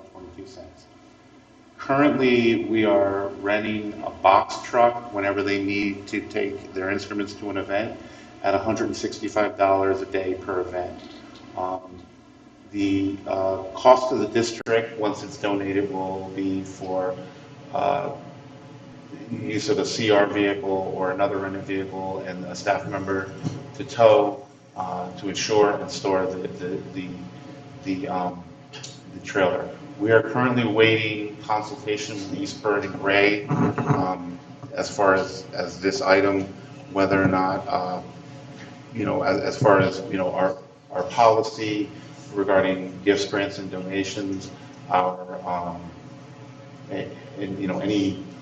anything that we might not be able to foresee as far as accepting this donation. So we're waiting for their response at this point, but I did want to bring it to the board's attention at this point. Questions? Can we ask questions? Can you ask questions? Sure, it's for discussion, Oh, because sorry. right now, first of all, we're very grateful and thankful for our parent organization who want to donate this. That's a significant sum of money for our kids, and we know we have a successful music program, very successful music program, but outside of that donation, we don't know. We need Eastburn and Gray's guidance on this, and we're waiting on a response from Eastburn and Gray. Well, my questions are, who drives the rented box truck now? Who pays for the rented box truck?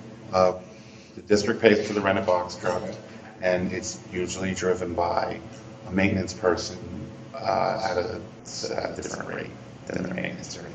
Okay, and that's fine, that goes in. Jess isn't gonna come and say we need a special truck for this? Because all of a sudden, an $80,000 truck starts to become a problem, so. Yeah, and so I want you to think that through. I don't want to accept a trailer and then be told I need to buy a truck. Well, on the other side of it, if we needed to rent a vehicle, we would continue to rent a vehicle, it would be $155 a day. Okay, so we're gonna, okay, fine, but I don't want this to cascade. Yeah. And it has in the past, with lawn mowers and stuff. So, it's, and then the only other question I have is someone who lives up, where are you gonna store it? Because at one time we had snow plow sitting right in the middle of the yards in front of the building, and that would be something I'd like to know at some point, where are you gonna store it? And also secure. Yeah. We've had lawnmowers and things. Gators. Find road keys and drive away. Because parking's tight, so. So, I want you to think that through, it's fine, this is a great idea. But, it's easy to get real excited and then snowballs, I'd just like to know what all the snowballs are before. Obviously, we would have to find outside space to stop the store. Do we have a vehicle that shows safety? I can tell you that, that's part of the problem. Are they donating a trailer, or are they donating almost 41K? They're donating the trailer, the physical trailer. Which is valued at about 41K. That's the cost for purchase. That's 30-foot trailer. How often do we rent a box truck with the band? A lot. If you, Joanna, do you know the number? So we rent, I'm the band parents president myself. This is my husband, and he's the logistic coordinator. So because we are away for every, we have to rent a box truck every single Friday for every football game. And then starting September 23rd, we have competitions from September 23rd to November 4th every Saturday. And it's typically a weekend because you can't return the truck on Sunday. So you have to, it's rented Friday, Saturday, and Sunday. How long is the box truck? Box truck is 26 foot. We're getting an extra 6 feet of storage. Which I'm sure you can use. Yes. Right. It also helps with our storage needs because when the kids practice in the summertime for sectional, we don't have access to the building, so this way we can store some of the instruments in that trailer, so they would have access to it during the summertime. Which brings the storage. Security. Well, security. We're also going to be providing ways to secure it, as far as, trailer hitch, possible wheel locks on the back of the truck, and then there's also GPS stuff that we can put inside there that in case it does wander away, that the police can get to it.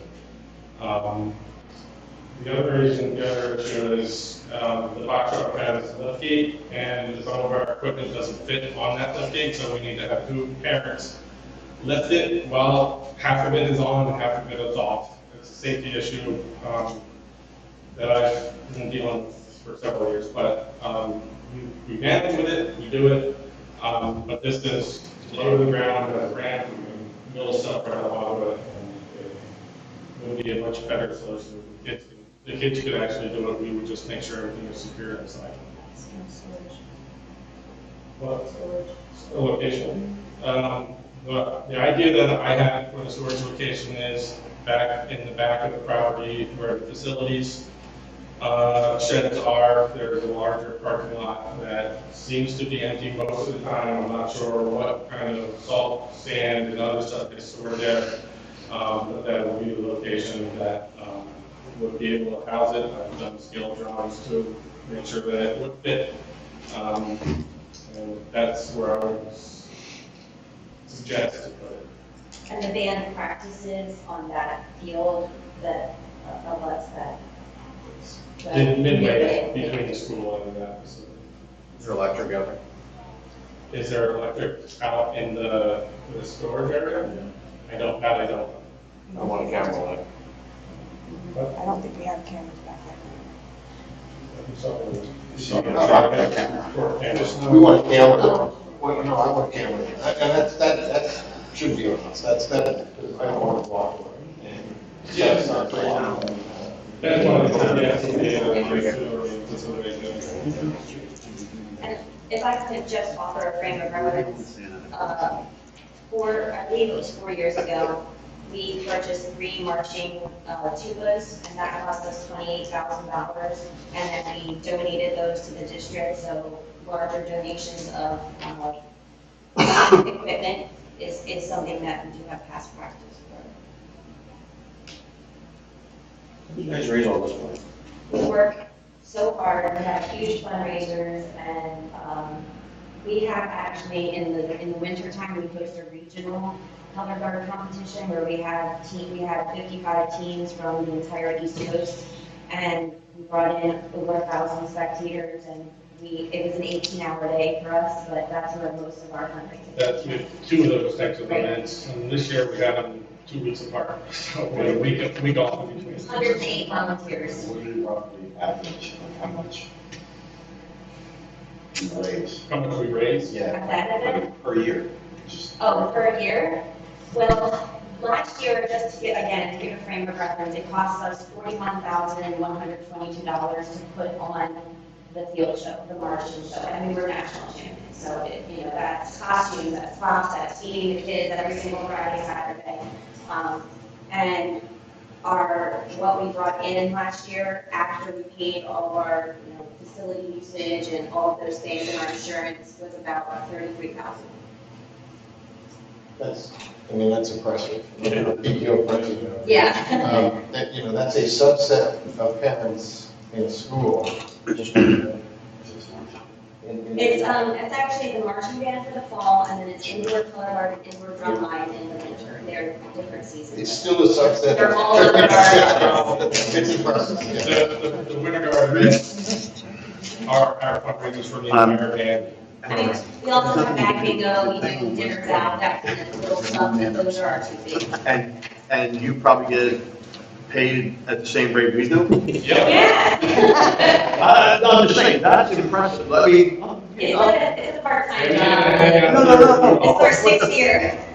But the fact that you do it without salary is amazing. Well, we care about our We kids. love, That's right. yeah, we You love. do it for the kids, that's the most important. Exactly, we love helping our kids do what they love. Dr. Second, do we have a turnaround time from East Point Grade at this point on when they're? We don't, I don't know, if dependent upon what East Burning Gray have to say about this, there is a window, if the board were to approve this, there's a window because it's a customized travel trailer. Who's building it? Joe behind. There's a company in Oklahoma that specializes in marching band trailers. They basically said it's a 6-month turnaround. So we wanted to have it for the indoor season, and that's why we're here tonight to try to, because basically we would need it by December or January, I guess, when we start the anniversary. All right. Well, you have a couple questions to answer, East Burning Gray, so they don't, So just, we need to guide by ourselves. Yeah. Right. I understand So that. I'll call them tomorrow, follow up. That would be great, because I just want to say, first of all, Anthony has been amazing working with us. This is something we have been. he's sitting here. Yeah, no. If I wasn't here. But, Trying to go through the proper channels. yes, and we started this process about 5 years ago, saying this is what we want for the organization, and just fundraising and setting aside monies for this, and so it's wonderful to see it realized in our term. But Anthony's been working with us now for at least 3 months, I'd say, since I think you're like 2nd week here or something, helping us, do this the right way. And it would be great if we could get it approved for next season. Because otherwise we have to wait until the fall of 2024. What are your counterparts up north doing? They also rent a truck. Are they raising money for a trail? I don't think so. I don't believe their parent organization is as active. Okay, so some other people that have questions? Excuse me if I missed this.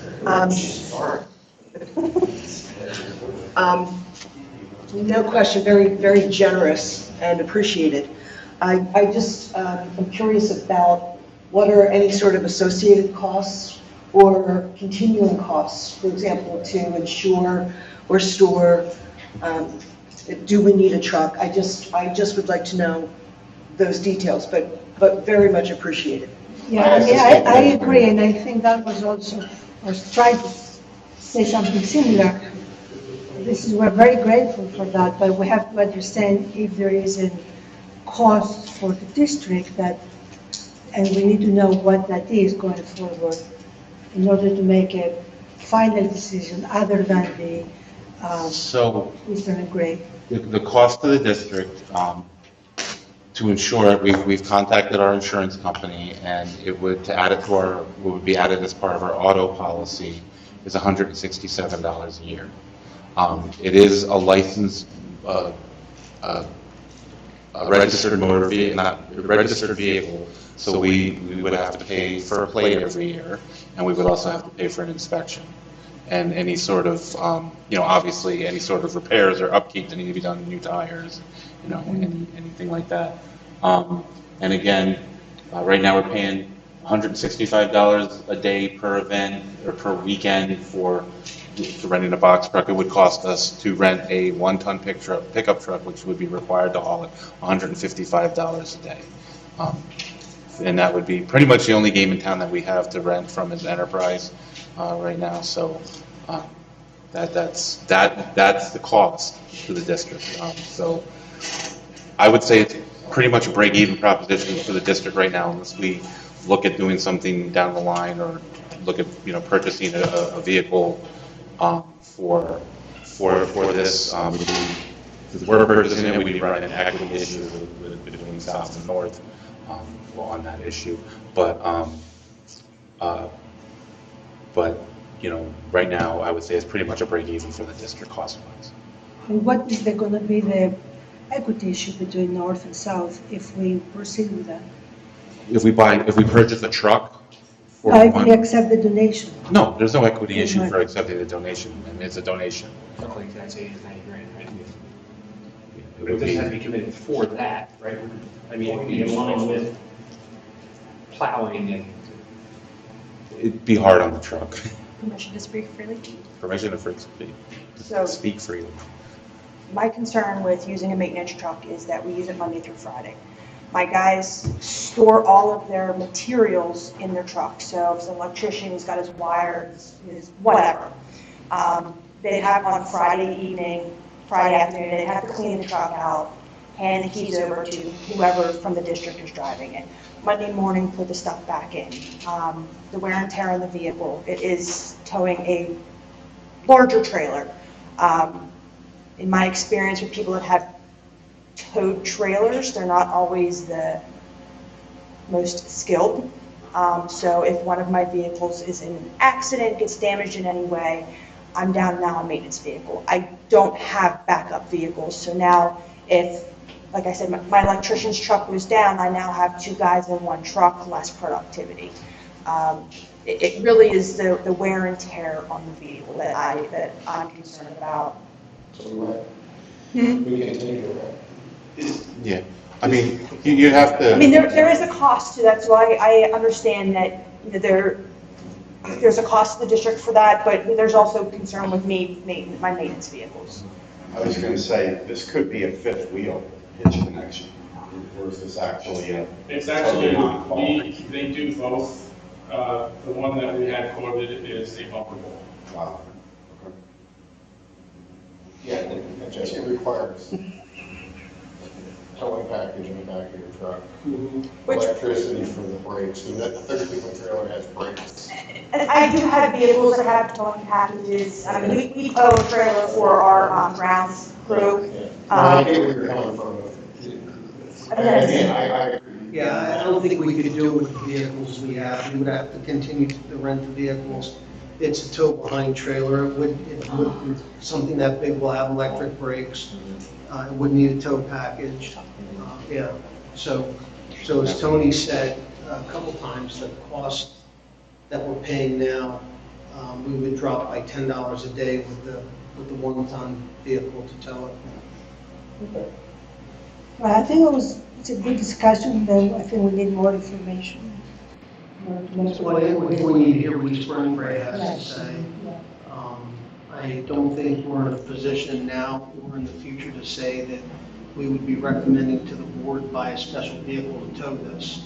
Yeah. Because now we're taking a $40,000 donation and looking to buy a $50,000 or an $80,000 pickup truck to pull it. Yeah, I mean, it would They be, maintained it and replaced it in 3 or 4 years. it would definitely cost less to rent.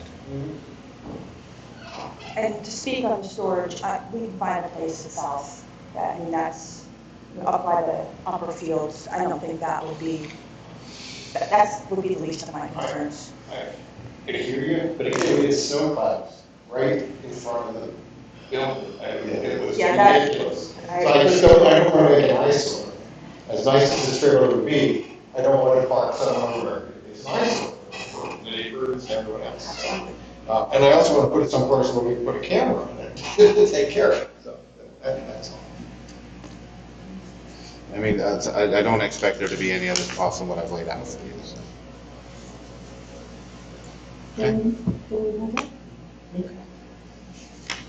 The next item on the agenda is the 23-24 real estate tax rebate program. Before I get started, before I go any further, I just want to make sure that everybody knows that this tax rebate program is a one-year program. So if the board would like to approve it for next year, it would have to come up every year to be reimbursed. And it's based upon the PA real estate tax rebate program for taxpayers over age 65 to $35,000 less in income. There's also some other people who would qualify based on disability, but they're less common. Based on a percentage of the rebate received from the state or taxes paid, less the state rebate, whichever is smaller, and we're recommending 75% of the state rebate be awarded, and it's budgeted at $255,000. It's calculated what we expect to spend on this item, or on this program is about $255,000. Should everyone who applied for the rebate with the state apply with us? We plan on, after this is approved, we do plan on having a multi-pronged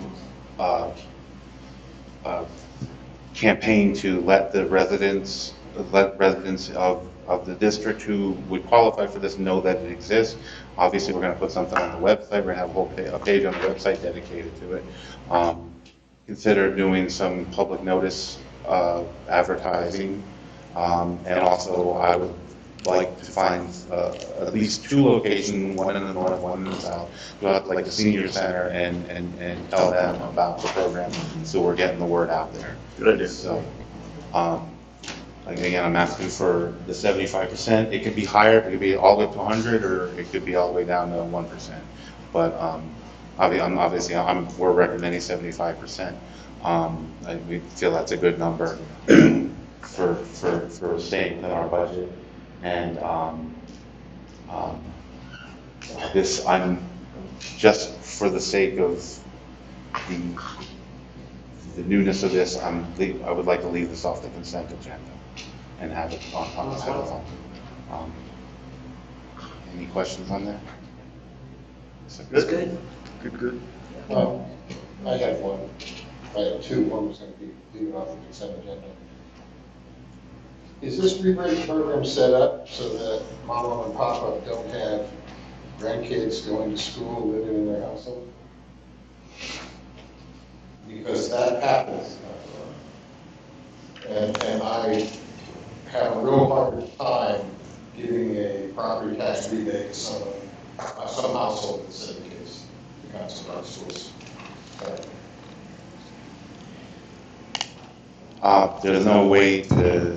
That was my question. I'm not asking you to do it, that was my question. Yeah, and there's no way to do that.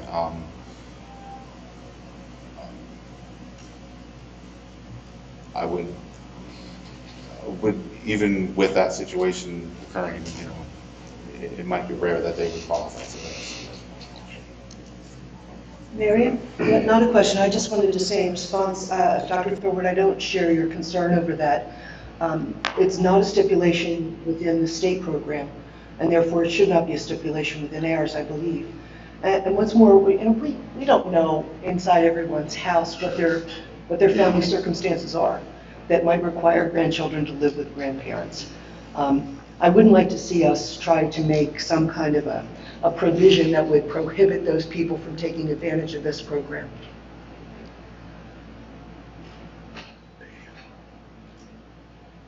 Any other questions? If you want to go at 50%, do we know what the amount would be instead of 75%? 175,000. 175. I mean, it's in the budget right now at 255,000. And I was thinking that after year one, when we look at the dollar amounts involved, if we wanted to adjust it to 50% for year two, we could do that. You can adjust Every it has to year. be approved every year, Right. so you can set your percentage. I believe on the school district that piloted this program in the area started at 25, moved to 50, moved to 75, they're now at 90. Wow. So. Great. Okay. Just before we move on, Tony, is this going on consent or not? It's not going on consent, it's going on its own. Along with the budget. What? The budget. Oh, forgot about it. That's the elephant in the room. The 23-24 budget, I think you'll gone over these before, based on the 2% tax increase, as administration recommended position changes. The budget as it is now shows $265.5 million in revenue, 268 million dollars in expenditures, for a shortfall of $432,841. And we do plan to use $336,000 of educational initiatives fund balance to pay for a new whiteboard, and that leaves us with a use of unassigned fund balance of $2,096,841. Now, that looks like a big number that we're leaving as a deficit, but I want to go over in the last, I put together this chart. This is the last 10 years of actual results. And some of these have been adjusted from the financial statements because there were prior period adjustments. So you can see the column, first column is school year. Okay, you got cut off, I apologize. It should be 21, 22 down to 11, 12. The second page got cut off when I put this on the slide. Yeah, we can figure that. So you can see the revenues for each year, the expenditures for each year, and these are revenues and expenditures before any unbudgeted transfers. So we don't, if we haven't budgeted a transfer, but you've decided on transfer at the end of the year, that's not included in this, or the board's decided on a transfer. So you can see column C is column A minus B. So this is our change in fund balance every year before any transfers. And you can see that every year we have exceeded, we've had a positive fund balance, change in fund balance, except for in 2015-16. And that was $537,571. And then you can see what our unbudgeted transfer, this is the amount that we transferred, generally, for the most part, into the capital reserve fund for future capital projects. And then this was our actual ending fund balance, our actual change in fund balance based on after including the unbudgeted transfer. So that's column C minus column D to get our actual change in fund balance. And you can see we do have negative numbers, but most of those negative numbers are related to transferring money, reducing the fund balance in the general fund by transferring to the capital reserve. And then, so what that does is, what we're showing is where our fund balance has been through all those years. And you can see that the lowest our fund balance has been is 19,700, which is close to where we generally want to be at 5%. Remember, we can do 5. We have to do 5%, but that's unassigned fund balance. That's not, like we talked about commitments tonight. That's not included in that 5%. So this was our remaining fund balance, and, we've sent it over to capital reserve and going down to 22, and then at the end of 21, we were back up to 31 million, and then back down to 19 after we did that large transfer at the end of 22. And then now the next column is the budget section, and so we have our budgeted revenues and how we fared in our budgeted revenues to how we to our actual revenues. So in 21, 22, we budgeted for 248 million of revenues, but we received $259 million of revenue. So our actual revenue was 10,391,943 better than budgeted.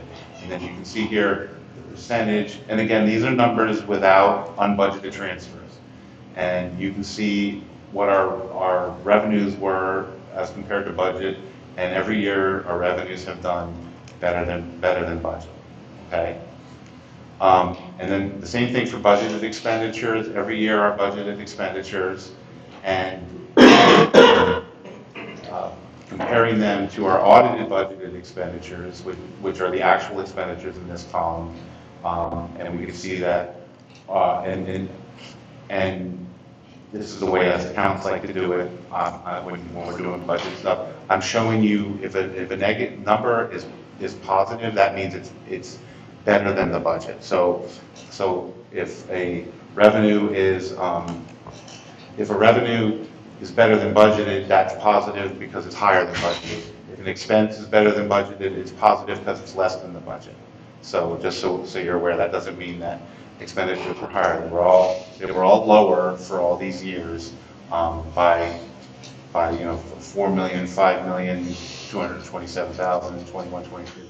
You can see the percentage difference. And again, this is without unbudgeted transfers. So our budgets show a deficit. Sorry, so column 2 or B, whatever you have, compares to G, right? Yes. Audited budgeting. Yes. So for example, in the last one, the expenditure was 194 million. Yes. And I don't know if I can read the whole thing. And then the budgeted revenue, the budgeted expenditure was what? 198. 198. So you actually spend less than what you budgeted. Yes. And you say that happens pretty much every year. It happens every year, yes. Okay. So then, the budgeted change is the deficits that we budgeted for the last 10 years. And you can see that going back to 11, 12, it was 4 million. The only year where we had the negative, where we actually had a negative fund balance before a transfer, was the year we budgeted a $6.4 million deficit. So you can see that we do budgeted deficits, but it's showing that the conservative budgeting model that we use works because we don't put ourselves in a position where, even when we did poorly in that one year, it was reasonable. It wasn't like we were taking a lot of fund balance out by doing that.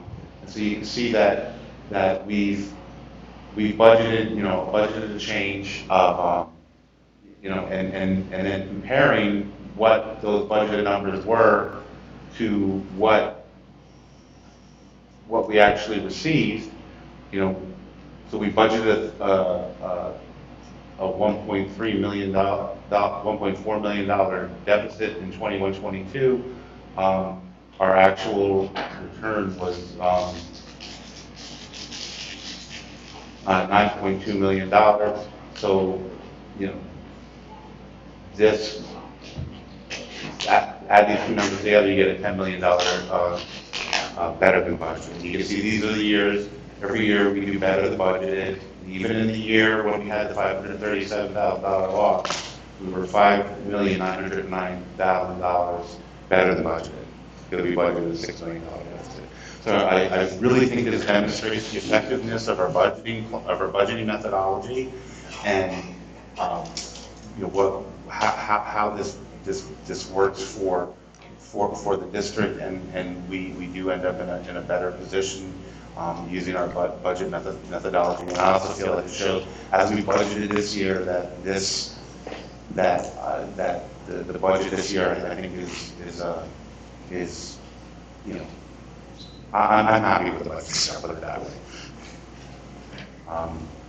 And then just to show you, and keep in mind that we're talking about budget numbers, and we do better than the budgeted deficit.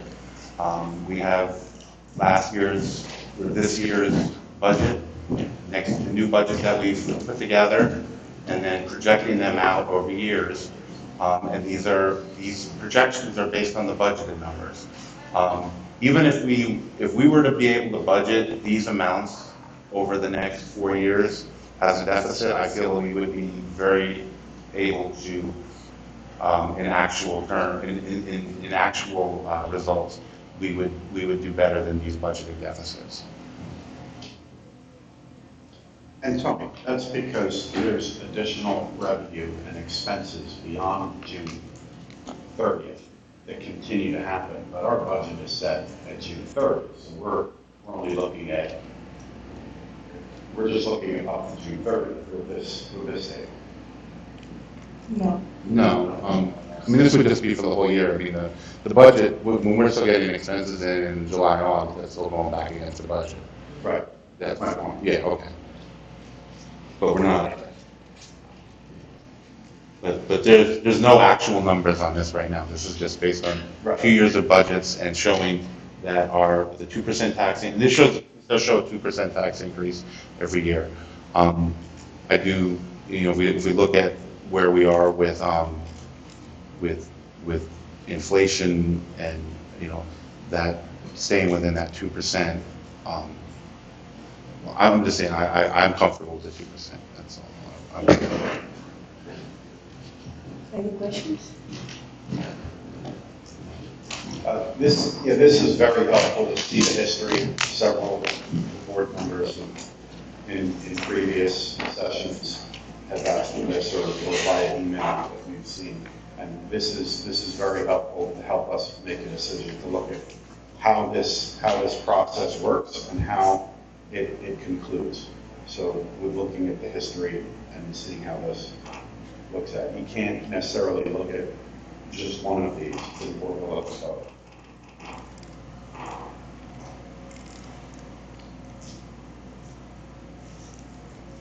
No questions? So do you think that should be on the consent agenda? So we'll do a roll. Yeah, it's set up as a roll call, right? But So I just want to say that although, and I understand the numbers that you showed and the way it's budgeted so far, which as a concept, I don't think financially agree with it, to budget in a way that you create this always, you expect to receive more. If you expect to receive more, budget more. If you expect to have less expenditures, budget less. And there's no, it's almost like a game, that something will be left over and then we can count on that. I just don't think as a budgeting way, for me, it's necessarily something that I would personally choose in my own business. But I can see the history of it and why people do that. But this 5-year projection, although it makes you feel good, and it definitely looks so much better than the 5-year projection that we had before, and thank you for fixing the model, it still shows that down the road, our ending fund balance is going downhill. And it's not anywhere close to what it was in the prior, whatever, 10 years that you showed in the previous slide. So I asked you to do the 2.5% increase, and there you clearly have a very solid budget that does not show any negative operating results down the road, and it shows a very healthy ending fund balance. I don't know if you have it, I'm not show it, but I think we've all seen it. Yes? The reason our fund balance is so low now is because we moved over $20 million, right? Correct? Otherwise, our fund balance would be right now at $40 million. Correct, or that's how? We moved it to be used for things that we need, not to, we didn't move it just to move it. We all agreed that it would make sense to move it so it's used for things that. Right, and part of the reason though that we wanted to move though is because our fund balance was creeping ever so higher because there are school districts that had gotten sued for having excessive fund balances with no justification of the expense. And the other point I think that we have is, these numbers are still subject to change, correct? Still a month. Like, there's still a month left, and I think Joe Hidalgo was the one who pointed it out at a previous meeting, where I'm just gonna say, if you look at our budgeted numbers, just for the sake of argument, our revenues for a month might be 15 million and our expenses are 12 on average. And if that stays true, that at the end of the next month, there's going to be another $3 million available, which will eliminate that number and go somewhere, but it's going to eliminate that, that net operating result of the 2.4 million. And then our fund balance will be, it won't be going down, it'll actually be staying stable or possibly be going up a little bit. Am I mistaken? I don't still, it's gonna creep probably. Well, if you're shifting the number up or down, that, yeah. Mr. King? No, I would You were first. yeah. well, so I want to make sure that we're clear on what it means to budget conservatively, because I'm not saying that I think I'm going to get other things and I'm not putting it in the budget. I'm saying I can be reckless and I can say, I'm going to get $22.5 million of EIT revenue next year. And if I don't, then, and I budgeted that way, things aren't going to be great. What I'm saying is the way that we budgeted, if everything goes wrong and I get no extra money and we spend all the other money that's in the budget, I'm comfortable with the use of that fund balance in this year. And then if we have that use of fund balance in this year, then we need to look at the situation next year and see, and then maybe I'll be sitting here saying we need a 3.5%. But I'm just saying for this year's budget, if we end up spending $2.4 million of fund balance, I'm comfortable with that. And this is what this budget is based on. What you can see there's a lot of on that last slide. You can see there's a lot of variability. A lot of the variability is related to, other than this year, a lot of it's related to there's some expense, but there's also a lot related to revenues. And there's revenue items that are unpredictable that I'm not comfortable budgeting what I'd say we could get next year. I'd rather be conservative. And just like expenses, there are expenses that exist that I don't want to turn around and say we don't want to spend those expenses, or that we don't want to budget those expenses. Because, hoping that things work out that way. And they usually do. We've seen the evidence that they usually do work out better than that. But if they don't, I'm comfortable with this budget being where it is. Does that make sense? Yeah. I understand what you're saying.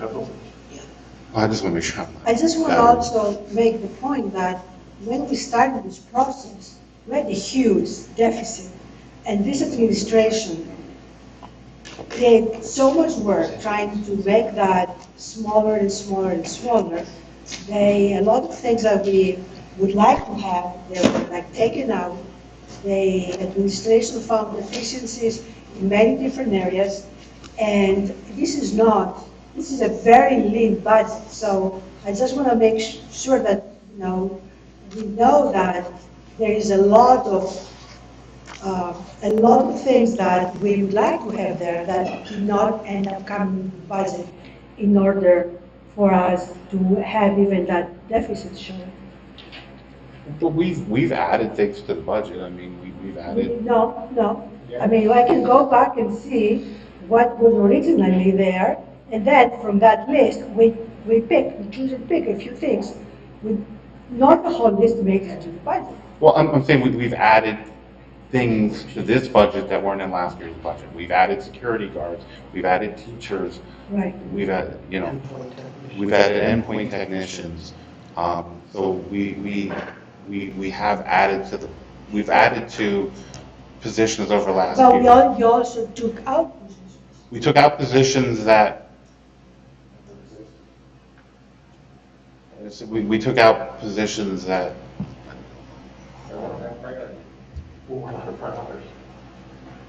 well, and anything was related to attrition.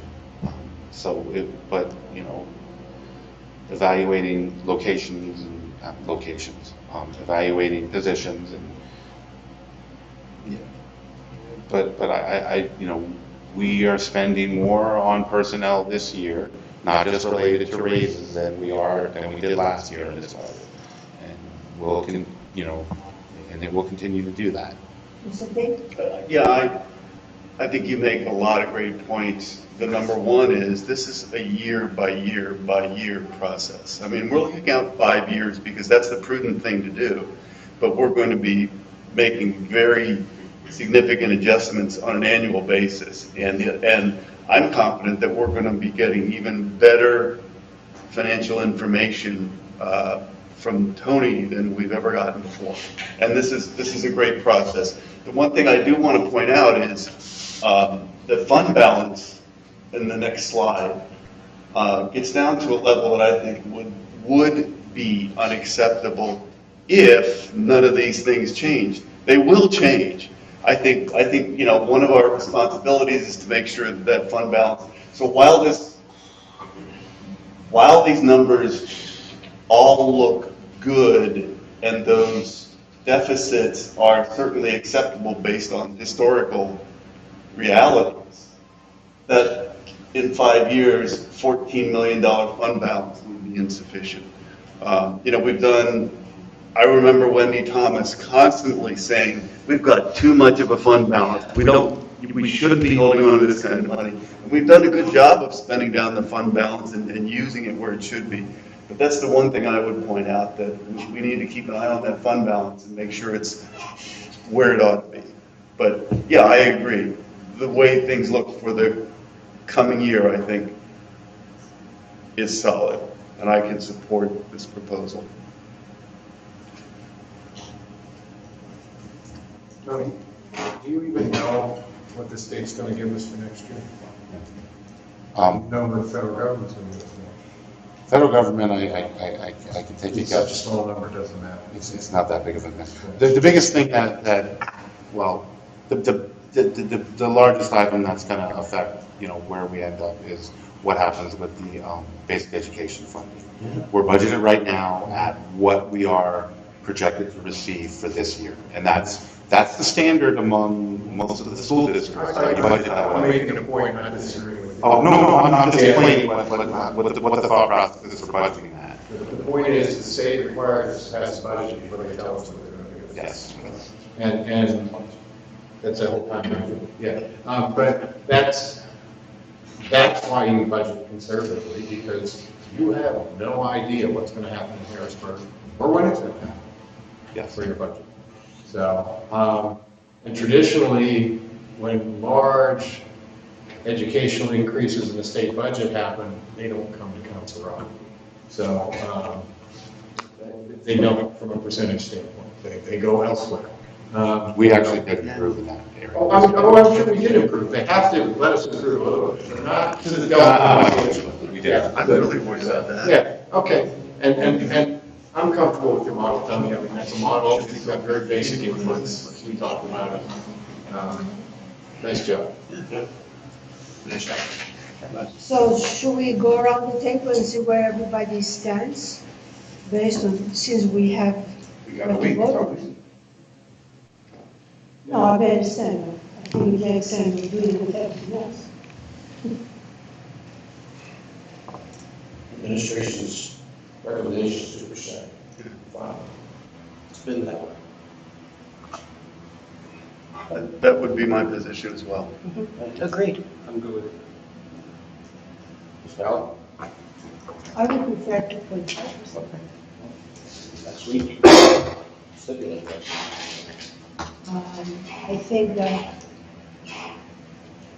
well, again, we can adjust next year. I mean, similar concept, but I mean, our neighboring districts usually go over that.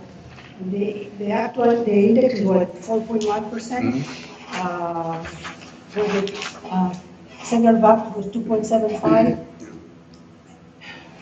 I don't know where Pennsbury is, but I don't know, I mean. Where's Pennsbury for what? With the rate tax? Yeah. 4.1. 4.1. Yeah. Those are one of the highest districts in the. We were one of the lowest, I'm fair, I want to say it. The Chamonix, I believe, is 0. Chamonix, Bristol, Pennsbury, Morrisville. Chamonix, and then Elwac for having too much fund balance and overtaxing the taxpayer. Yeah. The board fund balance. Mike, for you, what do you think? Well, I've been fine with 2% for quite some time.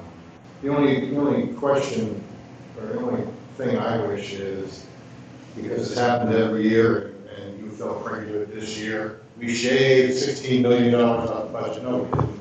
That was added at the beginning. I really think you have to start from zero budget, zero deficit budget, and then ask the board, have the administration justify the board everything over there. It's split. Because what happens every year is we want everything. The budget's $20 million over what we, and there's all this angst when it's really, we can carry, as you see here, we can carry on and educate kids as good or better than we did before and increase headcount, and it really doesn't cost anything.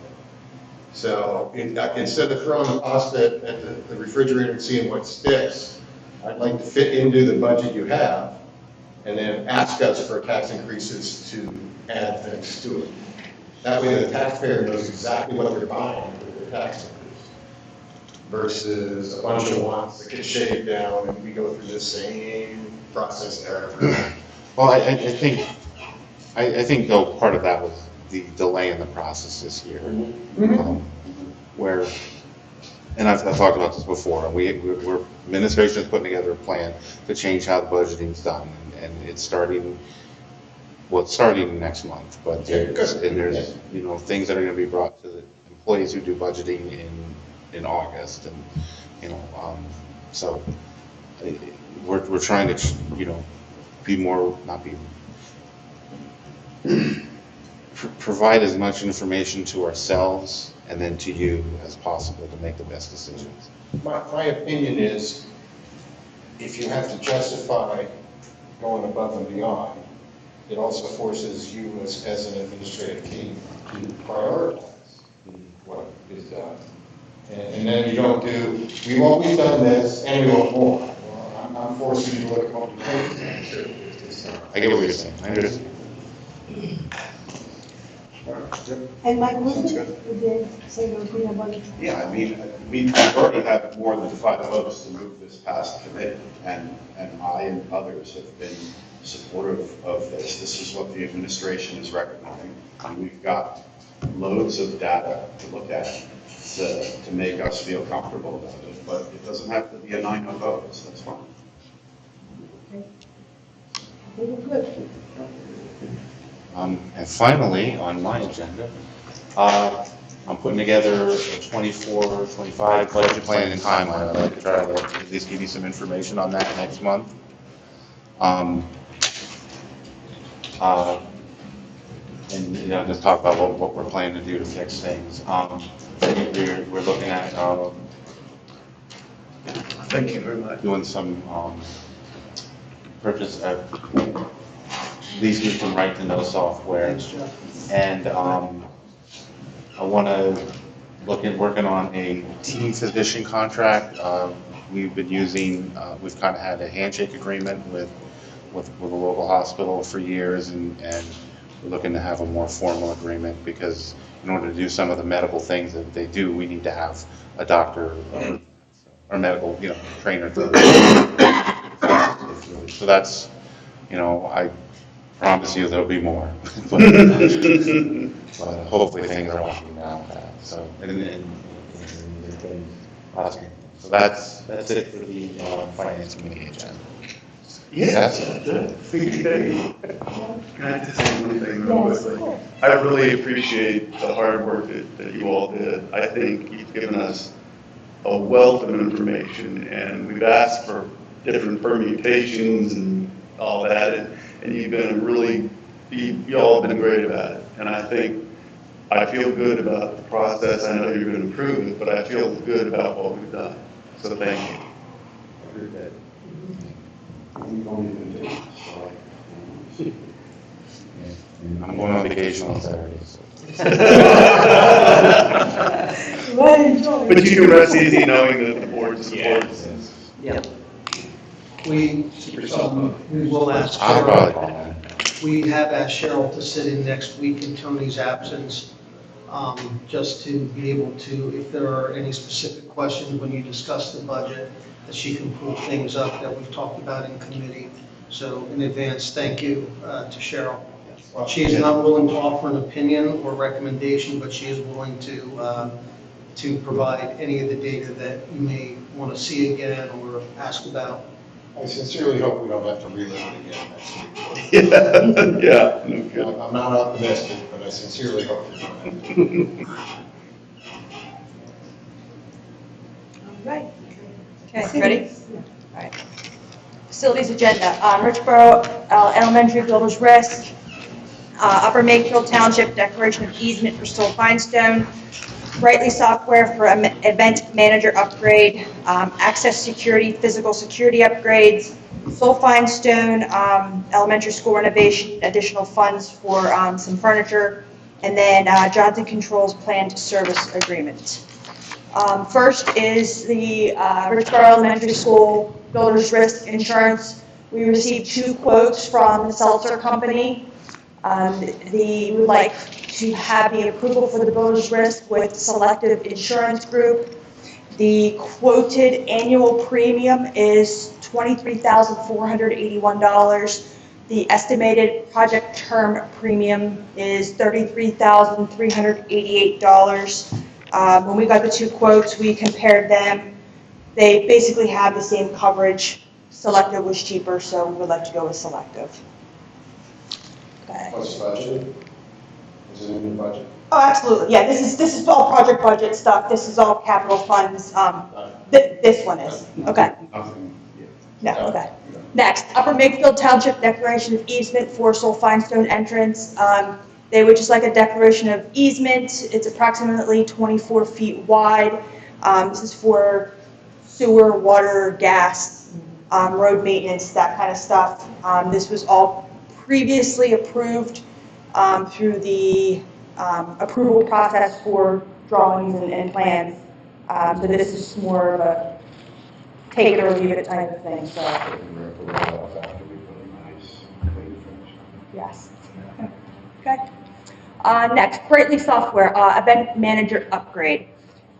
So we have in maintenance, we have utilized School Dude, who is now Brightly, approximately 2009.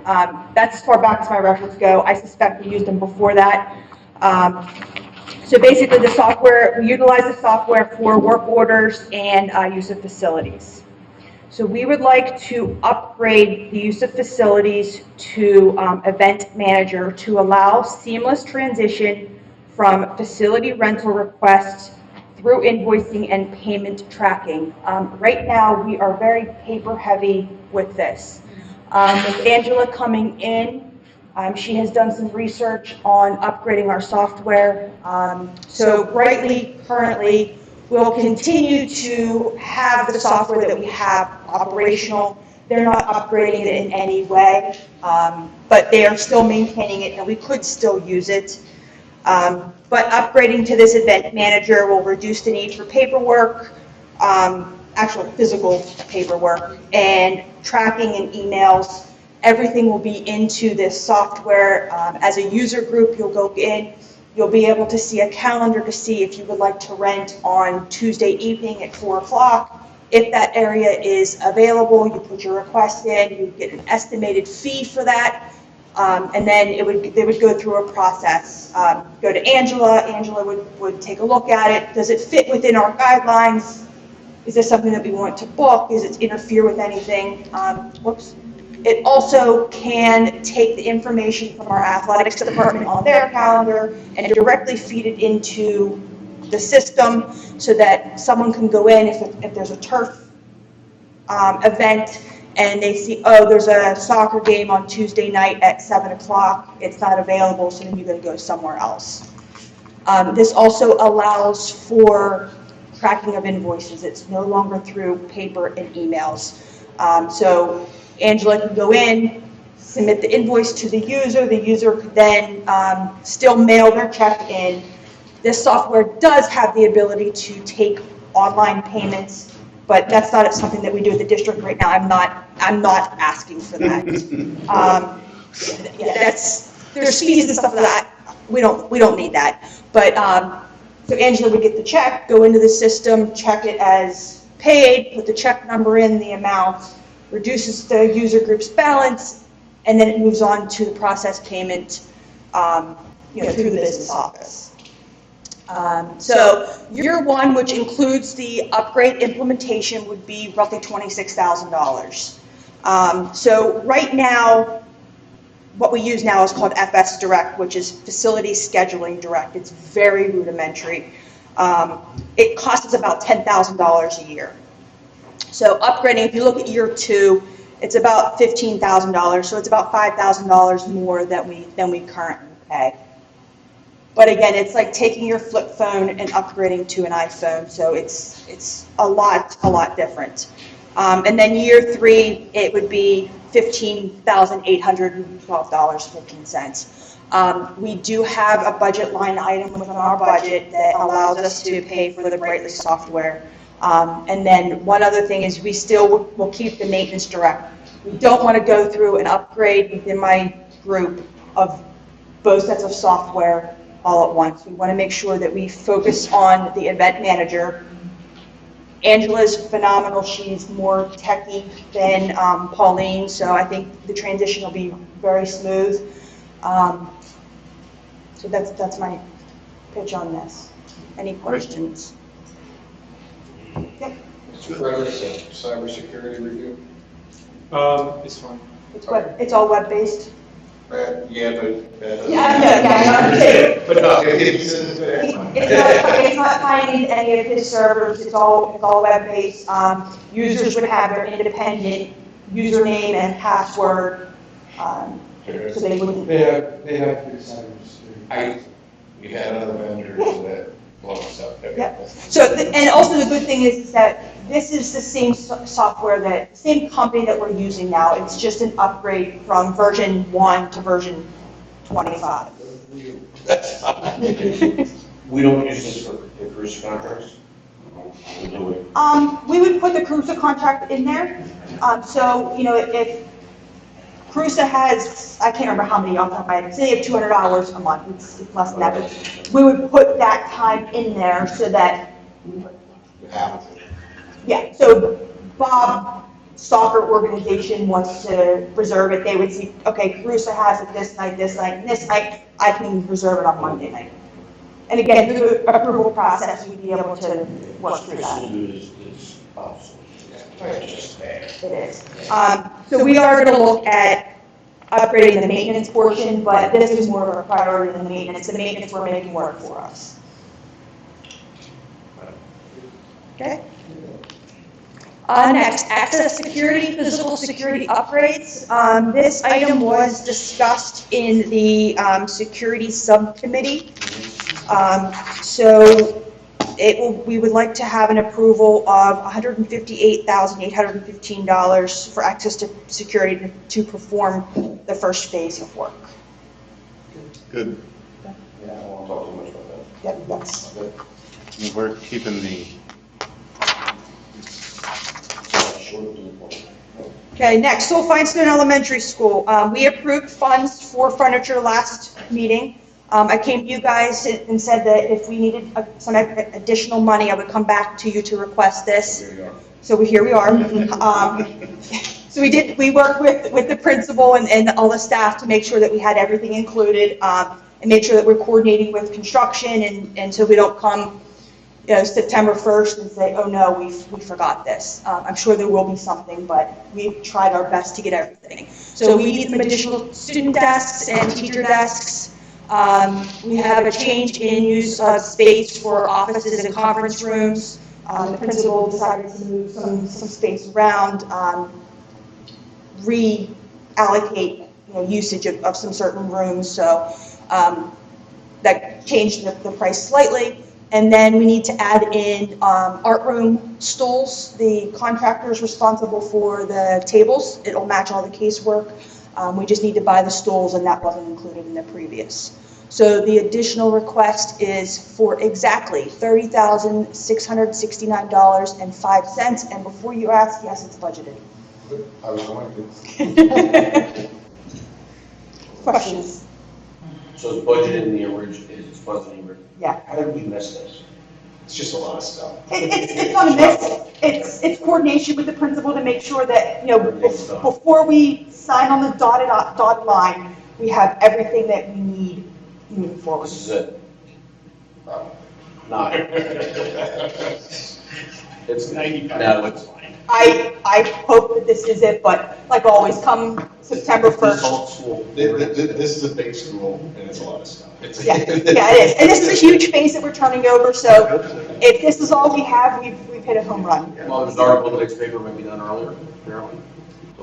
So we had the ability to kind of swap the, how we're going to do the library. So we are projecting to be done in August of 2024. The one article in paper said 2025, they just had a typo, it is 2024.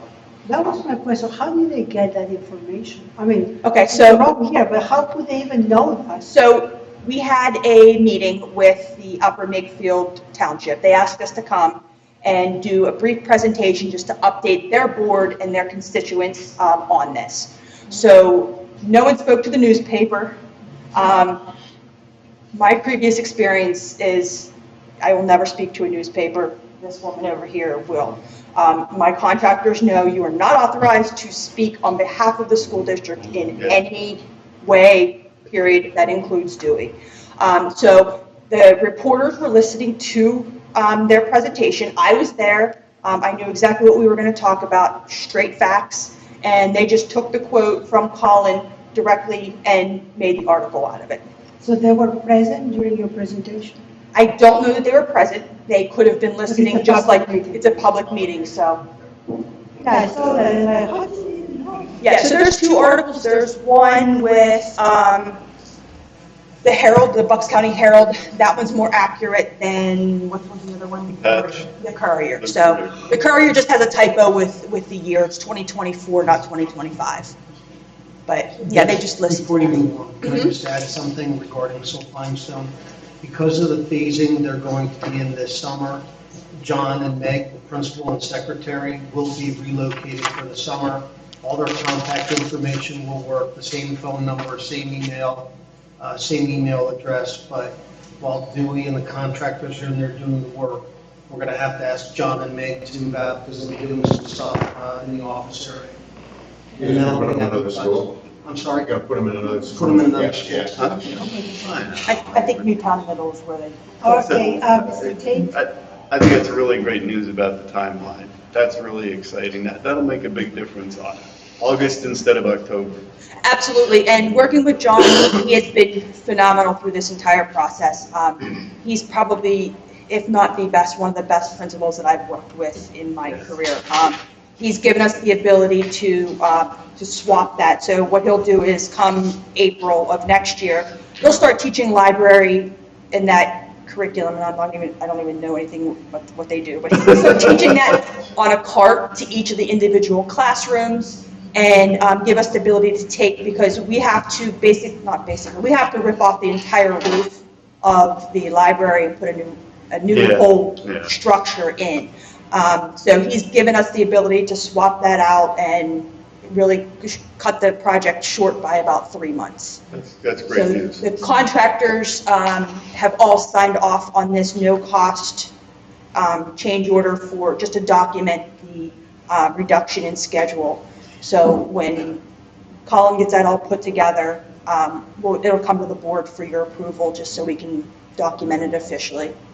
I mean, I think our sons were there when John Harlan Yeah, was. that's right. So he is amazing and he's beloved. Everybody loves him. He's so good. He's so level-headed, and you know, you guys all know in construction you have problems, and anytime there's an issue and we come to him, he's not flying off the handle. All right, how are we going to get through this? You know, what's the impact? And we move forward. So he's great. And Meg, his secretary, is great too. They were both packing up stuff this week to move to, I think I said Newtown Middle. I think that's where they're going. But John is actually going to be at Wrightstown with Sam. He wants to be close to Sulphine-Stone. Meg is going to be down in Maureen Welch for the bulk of the summer. Cool. But they're both great to work with. Good. Okay. Last is the Johnson Controls Plan Service Agreement. So we currently have a contract with Carrier to do our work on our chillers, our district-wide chillers. I would like to request to terminate the contract with them. This spring, we've had 2 major incidents, both at Rolling Hills and at Churchville, that could have caused potential loss of life. At Rolling Hills, the Carrier technician opened a York power pack to replace a reported defective resistor. There was stored power in there with the resistors and capacitors. Sorry, you're right, wrong word. This power pack, again, had stored power in the capacitors, and a certified York technician isn't even allowed to perform this work. They pull in somebody from the actual plant to do work on these power packs. By opening the power pack, avoided the remaining warranty on the entire unit. Luckily, it was only a year. And it's basic knowledge that when a technician is on a service call for a unit and it could possibly still be under warranty, they should call the manufacturer to verify and follow their instructions. The repair cost for Johnson Controls to come in to reinstall this power pack was $8,665 and will be back charged to Carrier. Again, if they would have done the wrong thing, and I mean, if any of you guys have ever worked on equipment or been around equipment, it could have easily killed somebody. And then also in Churchville, a Carrier technician found the chiller at Churchville in an unsafe condition after work was performed. Wiring was left exposed and energized. Proper lockout tagout procedures were not followed. If the unit would have turned on by the building automated system, it could have potentially caused a fire. If someone unknowingly would have been working on the unit without proper lockout tagout procedures, they could have been shocked or worse. So I don't like terminating contracts, but I think this warrants it, especially in this amount of time. Now, if this would have happened over the course of 5 or 10 years, okay, let's have a meeting about it. But with this happening so quickly, one was in March and one was in May. Also, we have 18 York chillers and 1 Carrier chiller. The only Carrier chiller we have in the district is at Richboro Middle School. You guys all know how old that is, so it's way out of warranty. And York technicians, so Johnson Controls owns York. So when I refer to York, Johnson Controls, it's all the same company. Their technicians are qualified to work on the Carrier chiller. Also, one benefit to going with Johnson Controls is it includes a program called Connected Chillers. It allows online visibility for performance, so we can go on and see if there's any issues with it, any defaults or anything like that. It also, if something like that would come up, it would immediately trigger to our Johnson Controls representatives, and they would be calling us on the phone and saying, hey, we've got an issue with one of the chillers, what's going on? Is someone doing something with it? Do you guys know? Do we need to send a technician out? So it is a 3-year agreement. The first year is $50,300, which with the 1 year that would be remaining on Carrier's contract, the delta for the first year is $13,300. So then year 2 and year 3 are higher. Year 1 did give us a rebate, and we will be calling them for year 2 and 3 if approved to say, is there any other rebates available for us? Now this is not something that needs to be bid out because it is a service agreement / professional service. So we did go directly with Johnson Controls. Questions? Sounds good. I think it's important to note that at no time were any students in danger. Correct. During those situations. Yeah, so. Thank you. Okay. So you'll see 2 items on your, for approval. One will be the termination of contract. And within the current contract, we do have a stipulation that we can terminate for any cause. So we will be terminating that, and then you'll see approval for Johnson Controls. Yes. Solicitor review. Yes. She does have a couple questions, but mine are stuff that I gotta respond to her on. And Jess will also be attending the meeting next Thursday in case there are any questions that come up for this as well. Vacation. You're on vacation, right? Yeah, I'm on vacation. Yeah, Tony's on vacation. Well deserved. Where are you going? Okay, well, let me There's just no video of this? I'll tell you after the meeting. Okay, We're all going to Off go. tape. I am working with Angela to, again, revisit the use of facilities. We're working through this, untangling some things. Next will be the Newtown Elementary School data wiring bid. I'm still trying to get this together for Matt. And then the Richboro Elementary School development agreements. I know this has been on for a couple months. We're waiting for the township to give us this from their solicitor. Allegedly, the Director of Planning and Zoning has the agreements, he's just reviewing them. So this does not pull up the permit, does not pull up any work. This is just standard agreements that we typically sign off on that you guys have to approve. Fencing's up over there. It looks great. Yeah, they're doing a great job. Meeting starts Monday. All right. All right. Teachers are out, everything's packed up, we're ready to go. Any more Jeff. questions before we adjourn? There's no public, so, the public live, so there's no public comment. Yeah, I would say something. Okay. Well, thank you very much. So You're when gonna is go the home and. Thanks, everybody. Thank you.